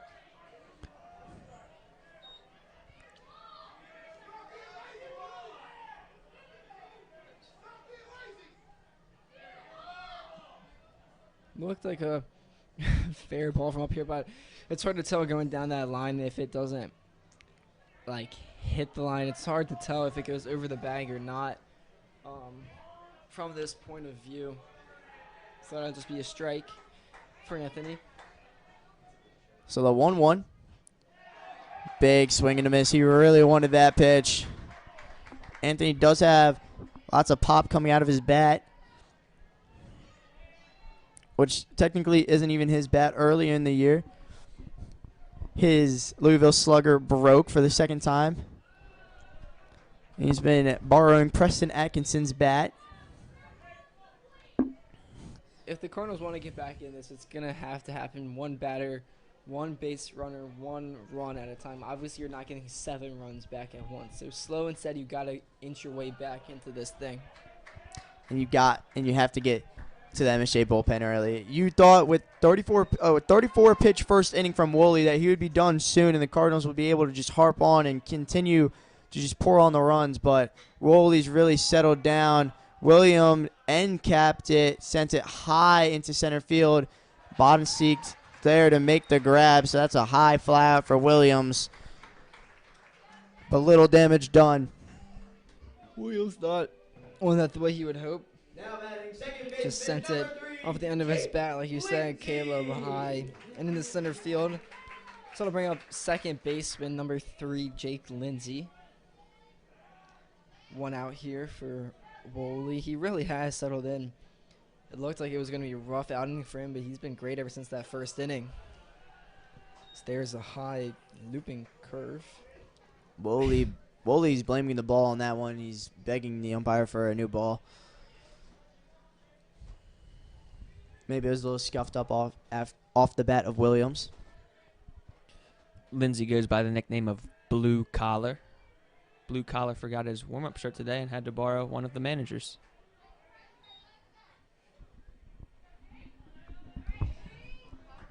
Jake Lindsay heard the good news from Mr. Welline over the weekend. He will be part of next year's admissions homeroom team as a baseball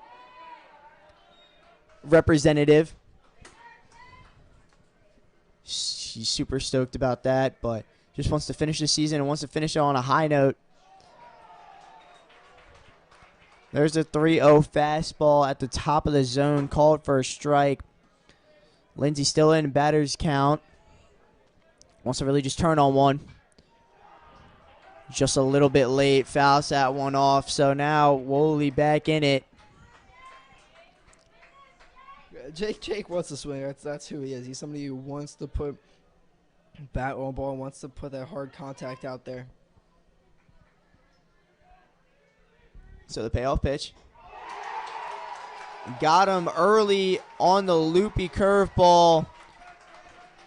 Woolley gets a strikeout, and there's 2 outs here in the bottom of the 5th, and Luke Kreiner is up now. Lindsay did not see that one well out of the hand. Just a nice curveball outside. He was way ahead of it, not on it. So 2 quick outs kind of for Woolley. That'll bring up Kreiner, who's on base 2 times in his 2 plate appearances today. Yeah, 1 for 1 with a loud double. I thought that double would set the tone for the rest of the game, but just a couple things that didn't go the Cardinals' way. And then a walk in his second at-bat.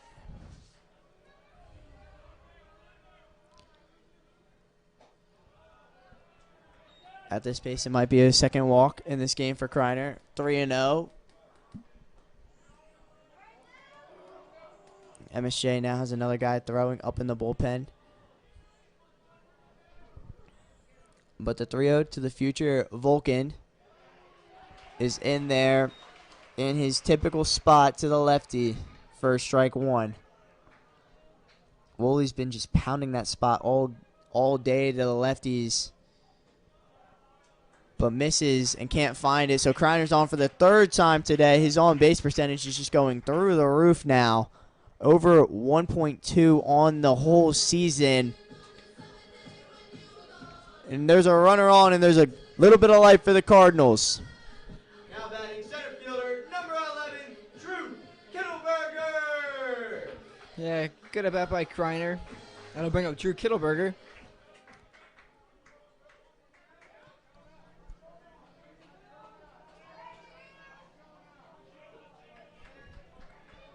Woolley probably looking to get what would be his last out of the game, in my opinion. There's a good fastball for a strike at this point now. MSJ being up by 7. No point of pushing Woolley, especially with playoffs coming up soon and then those series coming up soon. You can use one reliever to get through the last 2 innings if you need to.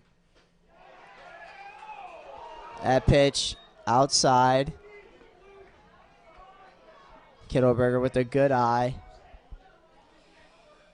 In the Spalding-John Carroll game, Archbishop Spalding is now leading 5-2. So that game kind of flipped around. Cardinals still got to take care of business here before they even start to look at what could be next. That was a looping curveball. Good stop from Goldsmith behind the dish, but Calvert Hall and MSJ right now tied for number 1 in the conference at 15-3. Calvert Hall's 2 losses, of course, to Spalding and John Carroll. Kittleberger sends one into left field, but it's going to be hauled in by Byers. First time we've called his name defensively, but it's been a stellar day for Peyton Woolley after that first. But with Spalding at 14-4 and winning that series against Calvert Hall would enter the game on Wednesday in 3rd place officially. So the Cardinals really need to win this series and need John Carroll to take one. It's going to need a lot of work if the Cardinals can win this one. If the Cardinals to win this one, but there's still 2 games left, the 2 senior nights for these 2 teams. Noyes is out for the 6th inning of work. Might as well just try and consolidate the amount of pitchers used in this series, especially, again, with playoffs coming up. And if you're the 3 seed, you have to play next Tuesday on May 4th. Excuse me, no, May 5th. And then you were to win that one, then you would play in the 1 or 2 seed game on Thursday. Playoffs, 6 teams make it 1 and 2, get the bye straight to the semifinals. Double elimination style, 1 game for all until you get to the championship series. Connor throws down. And it's going to be the bat of Goldsmith, Harrison, and Ashburn, the 3 most powerful guys in the MSJ lineup, due up here in the top of the 6th inning against the junior Ethan Noyes. So Noyes will stay out there to try to tackle the top of the 6th here for this Cardinal pitching staff, as he faces the heart of this Mount St. Joe lineup.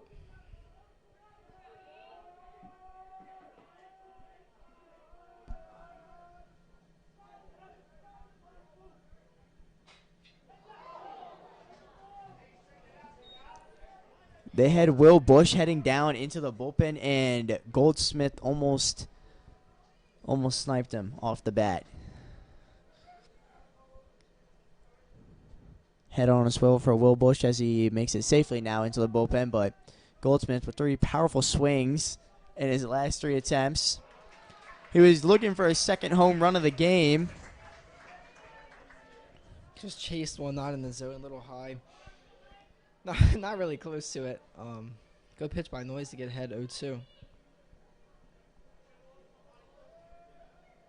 Goldsmith tied this game up in the top of the 3rd inning with his long blast into right field.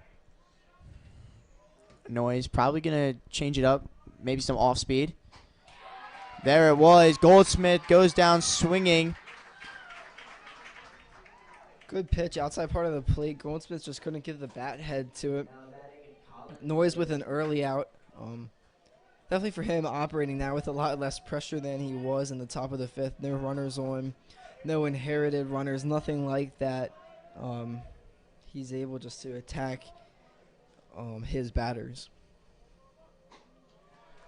Harrison takes a pitch outside. That's been the spot. If you're a pitcher facing a lefty batter, that's where you want to throw it every time. It's going to induce weak contact if they can get a swing, and it's been called a strike every time. That sinker from Noyes runs too far outside, though, so the count evens up at 1-1. Harrison, I believe, will be the starting pitcher on Friday night.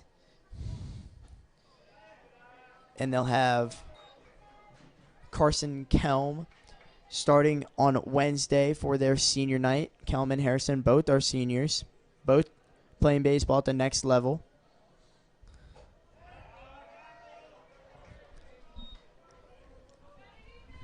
Kellum, the hard throwing lefty, committed to Lehigh University.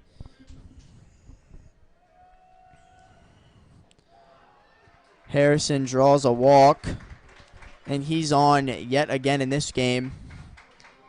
And I believe that'll be all for Noise. Looks like it will be good at bat by Harrison. He was seeing it well. He was telling his guys in the dugout. He was saying change up. He was seeing it coming out of Ethan's hand. Looks like Cardinals are going to go to senior pitcher Cannon Dukes to hopefully close out this game here, as he'll come in with one out. Runner on first will be facing the 5-hole Braden Ashburn, looking to get the final 5 outs here of this game for the Cardinals.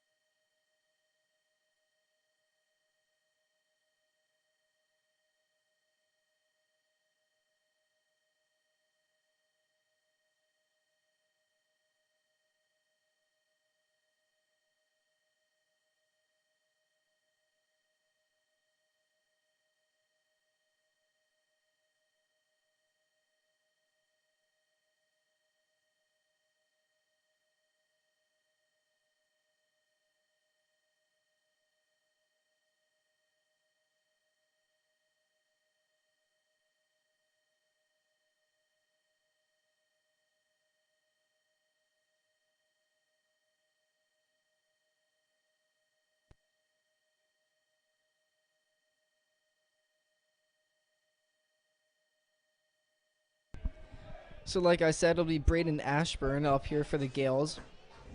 One runner on first, one out. Cannon Dukes taking the mound.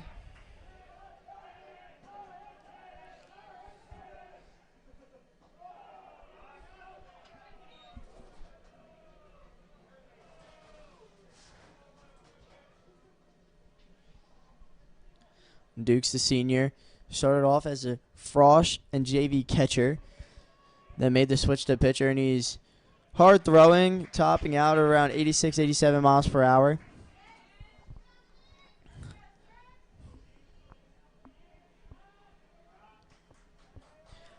You know, Owen, there's one thing that Calvert Hall might be better at MSJ at this time, and that is hacky sack. Have you been keeping up with the whole hacky sack craze across the nation right now? I actually have not. I see it on TikTok. I'm perplexed with the new, like, how it's so popular, but I'm here for it. Joey Fairdy has some words on the matter he'd like to say. I saw a clip today of it was Ryan Manna on the George Young Hall Bridge, had a little touch and then kicked it off the bridge down to guys below in a little circle, and they were able to bring it down and juggle it around. Yeah, according to MIAA Sack Report, the official hacky sack hub for the MIAA conference, they have McDonough at the 1, Loyola at the 2, and Calvert Hall at the 3 in their Week 2 rankings.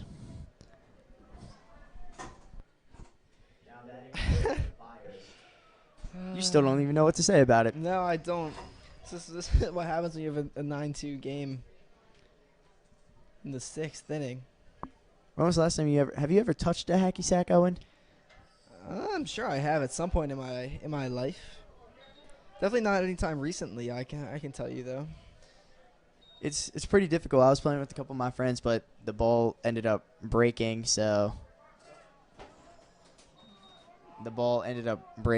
and that was not ideal. Yeah, that's Had to kinda- tape it up. Oh, that's kind of rough. Byers swings, fouls it off back. They got everything. They have the best sack clip of the week, and that was the honor went to St. Paul's School for Boys with a whole backflip to start it off. These guys are getting really impressive at hacky sack. I have no idea where it came from, but I'm all here for it. Back pick attempt from Connor, but Myers just playing in front of the bag. Ashburn gets in safely.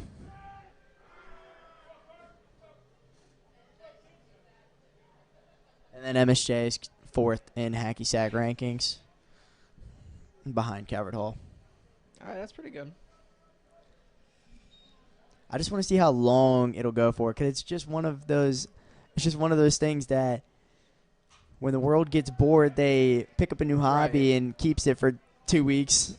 Yeah, I do not. I'd be very surprised if it's here in over a month. When summer starts, I mean, it is like a summer like type of thing. Like I can see you doing it like at like the beach or something, but like it also is one of those things like it's just gonna die out really fast. I would love to see Can Jam take a big swing over the world in the summer. Byers goes down looking. Great pitch there from Dukes. And that's the second out of the inning. That'll bring up Evan Whip, the right fielder. Whip is actually a distant relative of mine. Thank you for the information, Joe. I believe you said third cousin. We established earlier third or fourth cousin. You got to narrow that down, because I feel like third cousin, that's pretty cool. Like, I think I know my third cousins pretty well, but I don't know my fourth cousins pretty well. Right, at that point, you're getting too far in the tree. And then especially when you get down to, like, the third cousin once removed or twice removed, 3 times removed, that's just when it gets way too interesting. That one's tap foul. I actually didn't know. I actually knew he was my cousin. I played against him in a youth baseball game, and his dad and my dad went over and talked.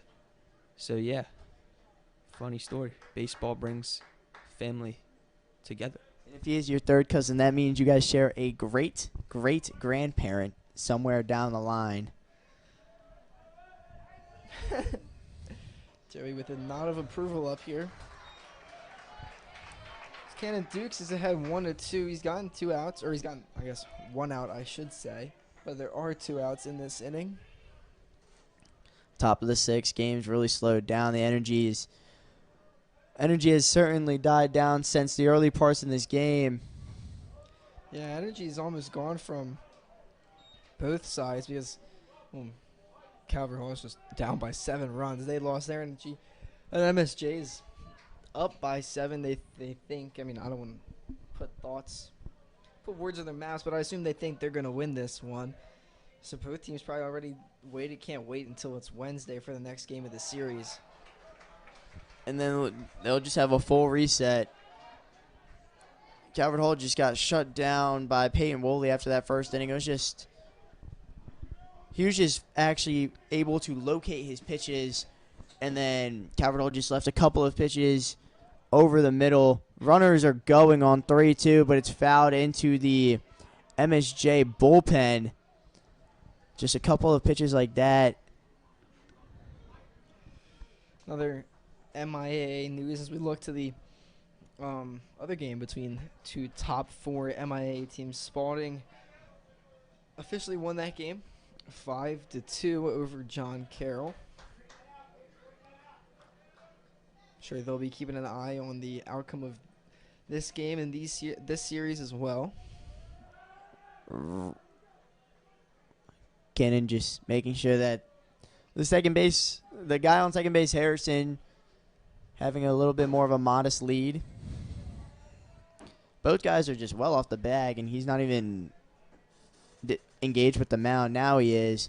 The payoff pitch to Whip is yanked, so another walk. Cardinals have just lost their command. It also seems like just lots of extra base runners in this game, and that's not the recipe for success against a team like MSJ. Definitely not. Duke's already allowed 2 free base runners to get on. Base is loaded for the 8-hole Bodenseek.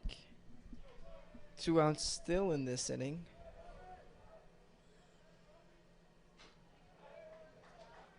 MSJ still swinging. They want to see if they can end this one a little early. They would need 3 more runs to make the universal high school baseball rule, 10 runs after 5, come into effect.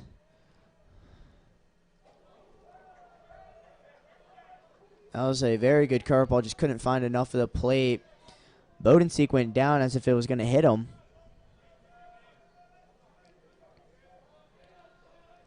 Capital still has Will Bush, the senior, in the bullpen.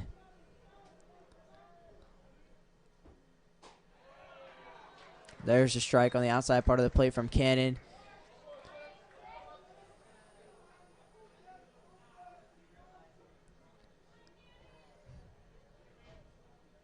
Cannon going to DeSales University up in Pennsylvania. Gets Bodenseek to pop up. Myers under it in foul territory and makes the grab. So Dukes gets out of the jam, escapes the bases loaded. 0 runs come across, but the Cardinals still down by 7 as we head to the bottom of the 6th.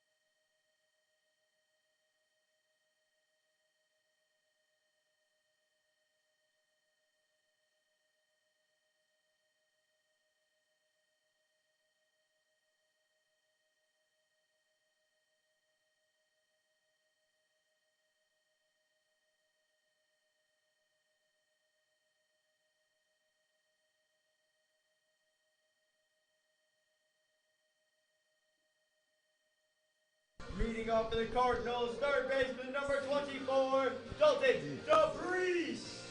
Bottom 6 back here in the Cardinal versus Gale Monday baseball matchup. Dalton DeVries will lead it off for the Cardinals, the third baseman, junior. Gales are up 9-2 with a new pitcher on the mound. Junior on junior matchup. Drake Myler throws a first pitch fastball in on DePriest. Cardinals have had nothing going for them since the first inning, and it was in that first inning where the rough streak started. They had bases loaded with nobody out and 2 runs already coming across, and they had Woolley against his back, but started pushing back harder and harder until he eventually got out of it and got out of 5 innings of just 2-run ball and is well in line to be the winning pitcher in this game for the Gales.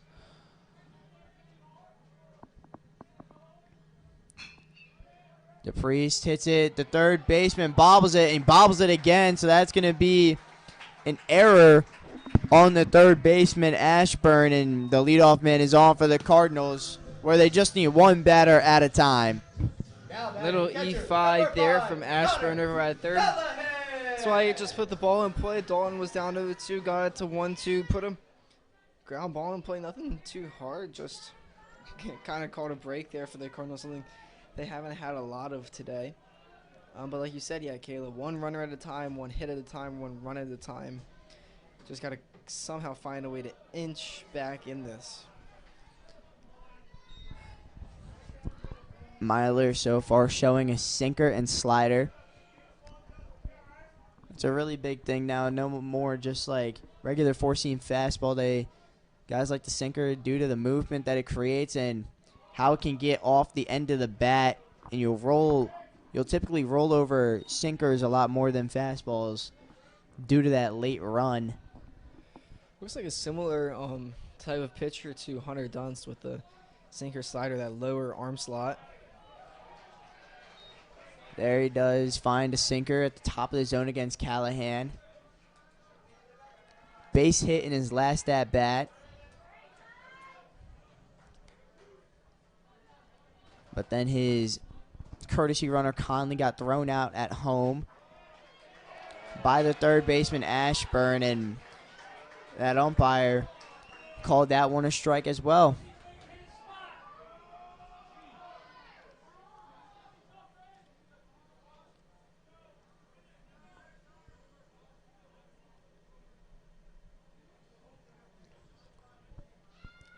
Connor 2-2. He's had a couple of long at bats today. One ended up in that double play, but one ended up in that single. Fouls it off the end of the bat.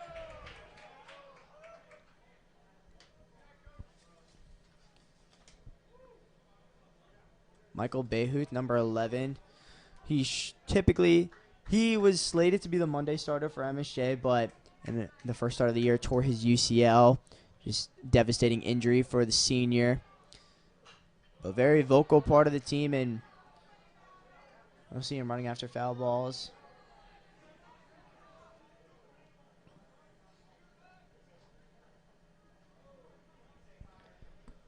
Always hard when a leader goes down early, but that's why they're a leader on your team, because when they do go down, they're still going to be there supporting their guys, trying to pass on any tips, any underclassmen on the team.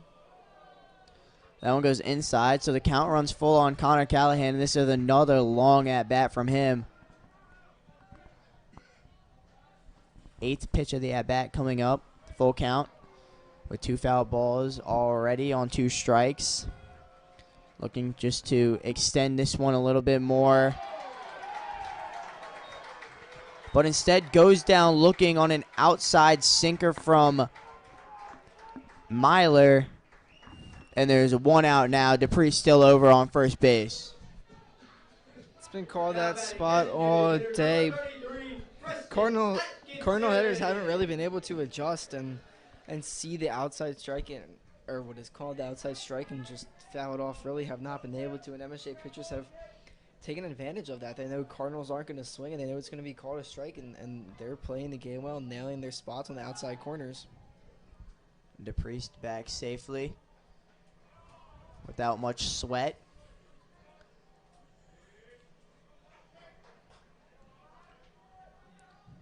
Atkinson coming into this game.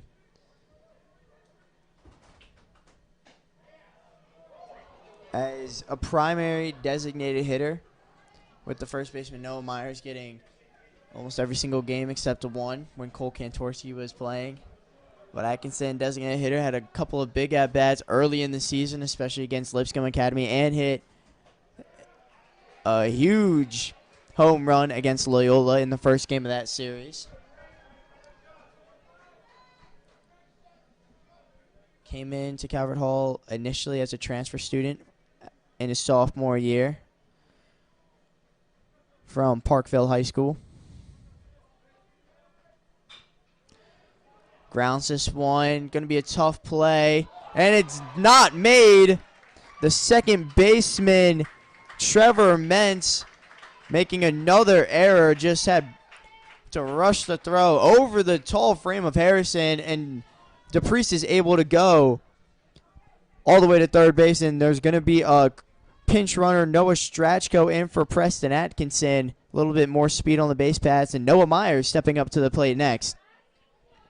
So 2 balls in play, 2 errors by Mount St. Joe. Noah Myers. This is the way the Cardinals are going to have to get back into it. I mean, I'm sure they would like it on some more hard-hit balls, but they'll take base runners any way they can get. So reached on air for Atkinson. Doesn't help the average, but helps the on-base percentage. Strachko gets tested early over on first base by Myler.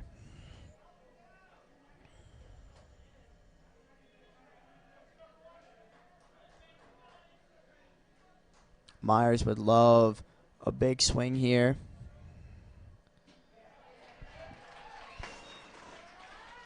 Just as a confidence builder heading into the playoffs.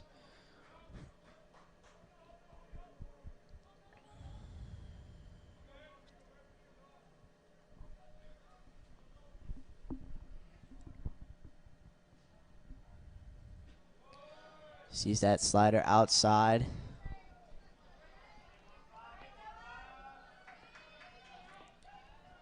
Myers is going to take his talents next year to Westminster, Maryland at McDaniel College.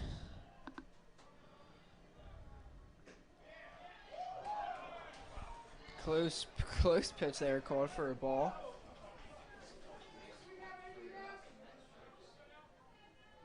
Noah now in a favorable count, looking to do damage here.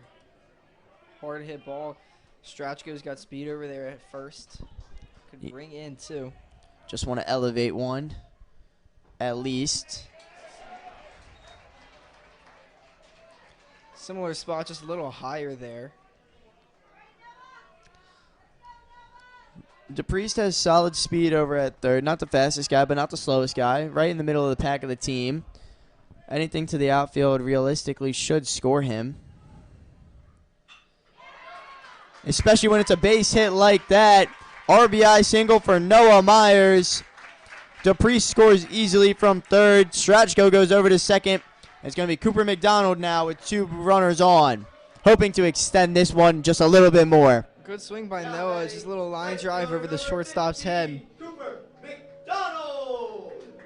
Hit it hard, hit it well. Just put barrel to the ball down right in front of the center fielder. There's the first run for the Cardinals. Cut it down to 6. Still 2 runners on, only 1 out. McDonald looking to have the same approach as Myers. Just get a pitch he can handle over the middle.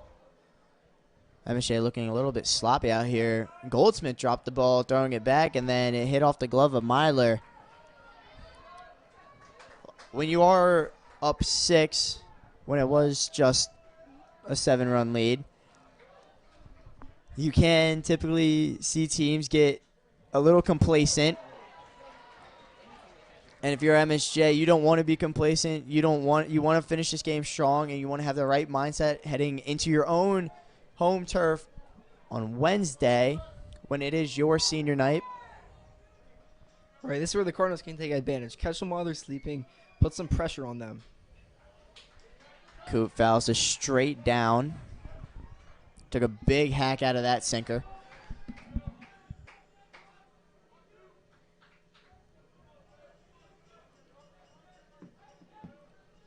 Not a lot going for the Cardinals today. Just a couple of good opportunities to take advantage of some small ball, but ground ball by McDonald just went straight to the third baseman, Goldsmith. This one's off the end of the bat. This one's also going to get down. Back-to-back base hits for the Cardinals. The bloopiest of bloop singles you might see out off the end of the bat of Cooper McDonald, and the bases are loaded for the top of the order. Attaboy, Cooper McDonald, just a little bloop over the shortstop.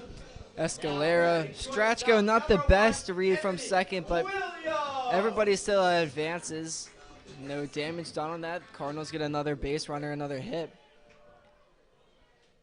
So it'll be bases loaded as we get up to the top of the Cardinal lineup.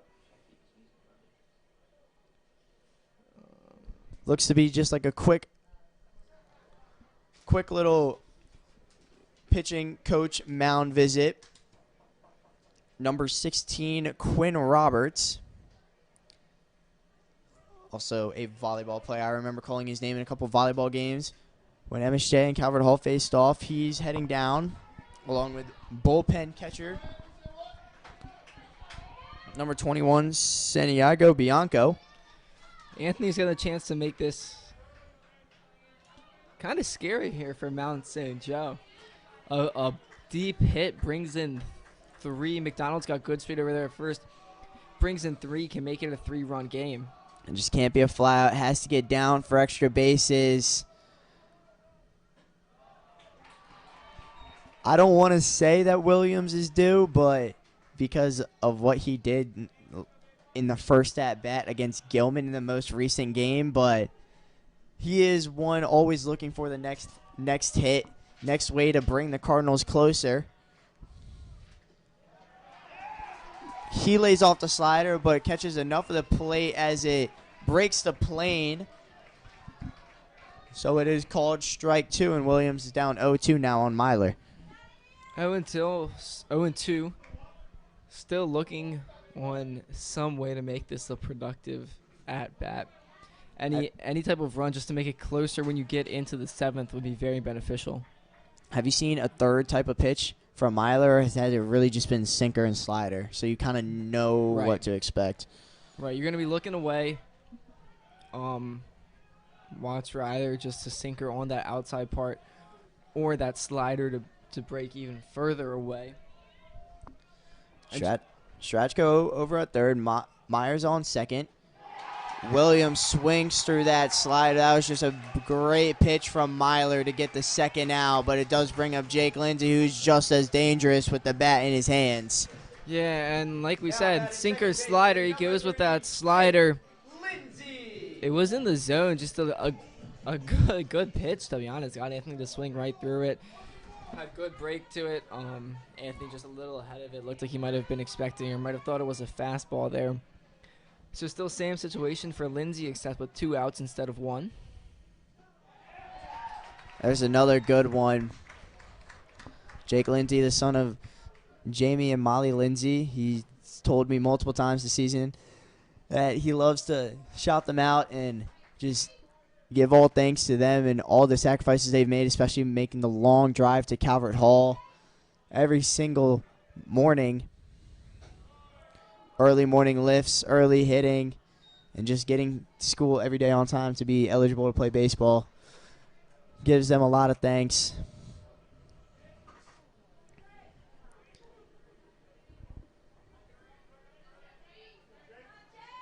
Lindsay always looking to do damage with the bat in his hand. He swings hard, likes to swing, doesn't like to walk.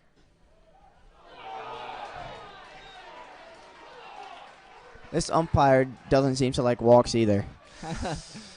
I mean, yeah. Throw it. They've all been outside to both sides. It's hard for a batter because you feel like you saw it well and you feel like it's not one you can put in play, but when it's getting called, he almost forces your hand to swing. He does swing, but he's under that one. Behuth retrieves the foul ball. Lindsay in the Saturday game against Malvern went deep. In his first at-bat, it was an 0-2 count there and just took one over the left field wall.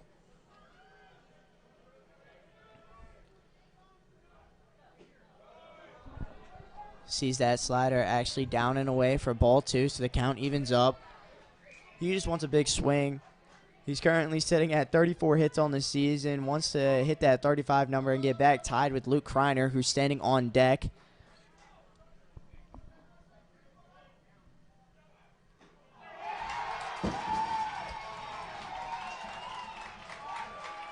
Another tough spot and another Calvert Hall strikeout looking, so they load the bases up. But 2 straight strikeouts, and great job there from Myler to get out of it. Cardinals now head to the top of the 7th inning, down just 6 now. But Cannon Duke's coming back out to try and just finish this one out.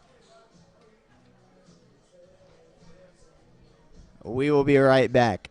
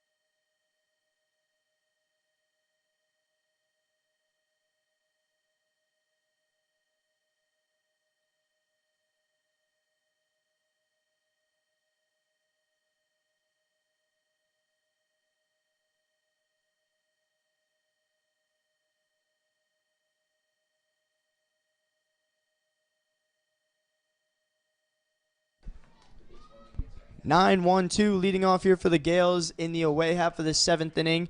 Gales put a crooked number up in the 5th, and that's been the difference. Mentz first pitch swinging, grounds it to Williams. 1 pitch, 1 out here for Dukes, who got the last 2 outs in the 6th inning, got out of another bases loaded jam. There have been lots of base runners, lots of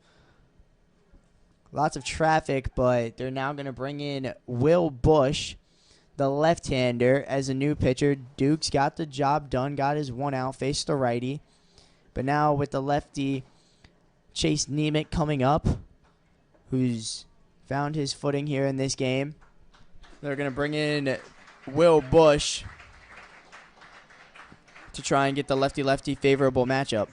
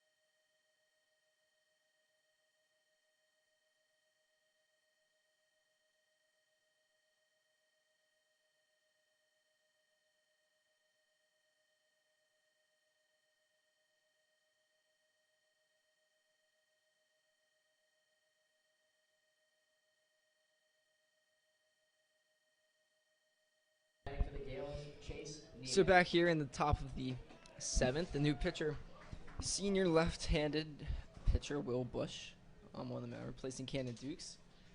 Dukes got 3 outs for the Cardinals, I believe, 2 in the 6th, 1 in the 7th. Nemec first pitch swinging as well. This is a long run for everybody, and it ends up hitting off the netting right in front of the Performance Center. So he'll stay alive for 1 more. DePriest and Williams gave it a good run from the infield, and Kreiner crashing hard from the outfield.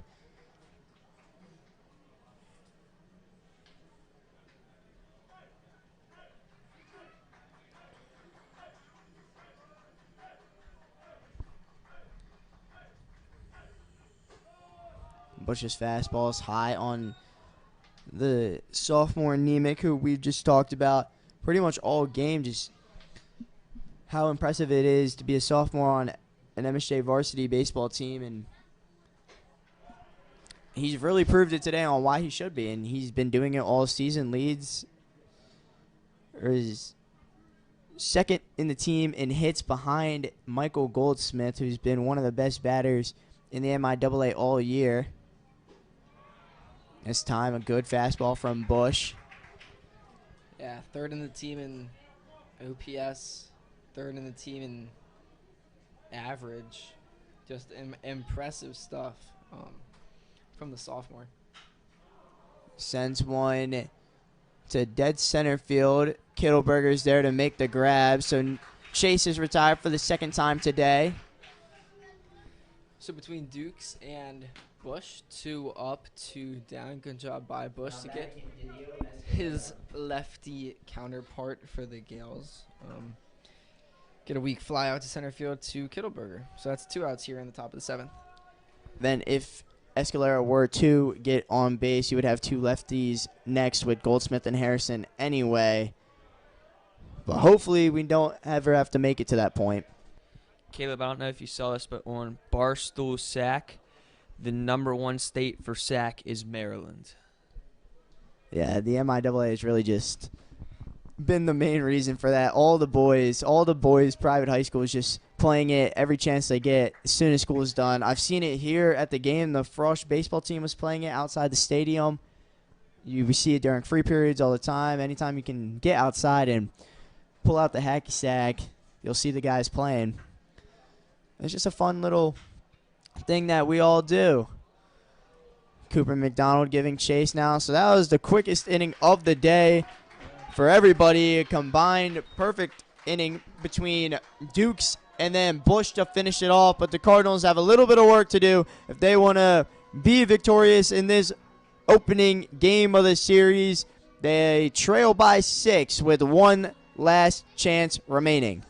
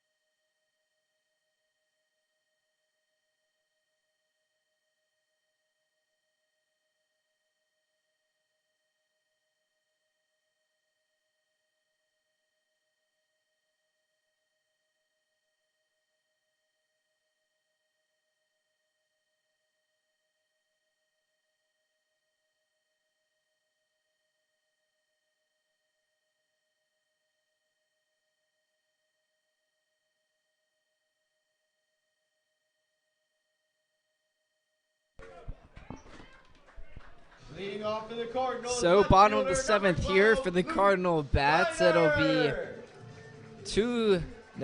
it'll be 3, 4, 5 for the Cardinals. Luke Kreiner, Drew Kittleberger, Dalton DePriest, Myler still in for Mount St. Joe, looking to get their final 3 out of the game as they're up 9-3. Griner sees a fastball. Cross at about his numbers. Called for a strike. It's just been there all day for this umpire.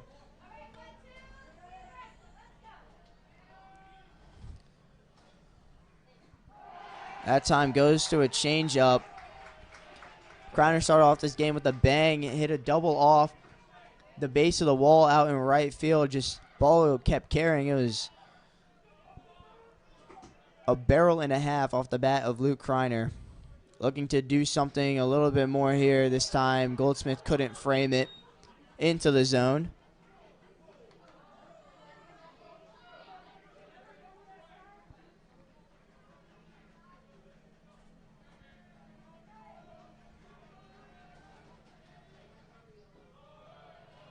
Another changeup spiked this time from Drake Myler.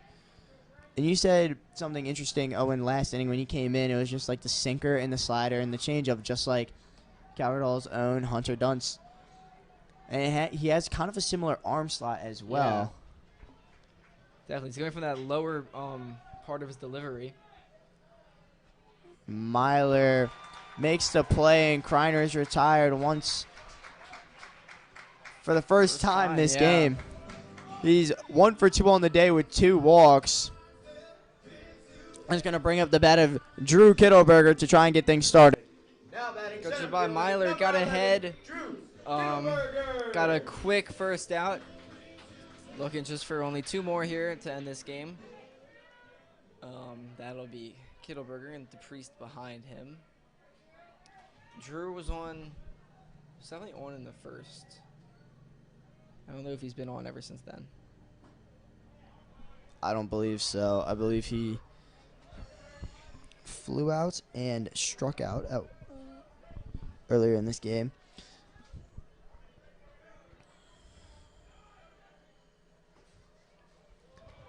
That time the umpire calls that outside. We've seen that call to strike about 50% of the time in this game. So it's a 1-1 count on Kittleberger.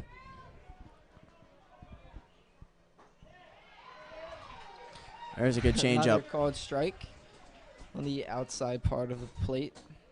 Again, you have to adjust. And MSJ has adjusted. They're getting their pitches called right on that spot. Calvert Hall batters are not. They're not expanding their zone, which they need to do.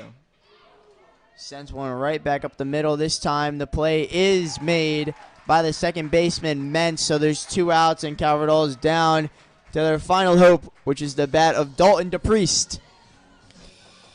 Yeah, the junior third baseman number 24, Dalton DePriest. with a 910 OPS on the season for him.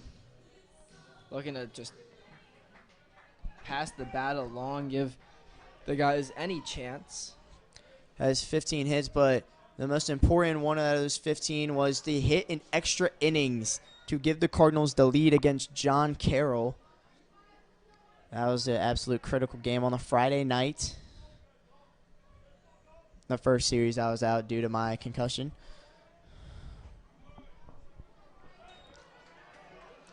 He's been in the lineup ever since, whether as the designated hitter or just a third baseman, when Christian Oliver's out of the lineup.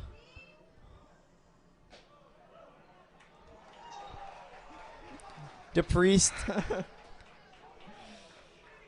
sees a pitch at the top of the zone, which keeps getting a little bit higher every time, it appears. That was just a late call. I feel like he took a little too long. Sends it to Mentz, who can't make the play. Another bobble from Trevor Mentz. Yeah, third. And there's a little bit more hope. Third error today for the Gales. DePriest put one hard on the ground, but especially on turf, that should be a play Mentz can make and should make every day. It looks like it kind of just like went under his glove through his legs. Yeah, that can't happen if you're going down to the slide. He was moving to his left. Connor now hits one sharply to Escalera, but he gets the force out of DePriest at second base, and that will do it. MSJ takes game 1 of the series for number 1.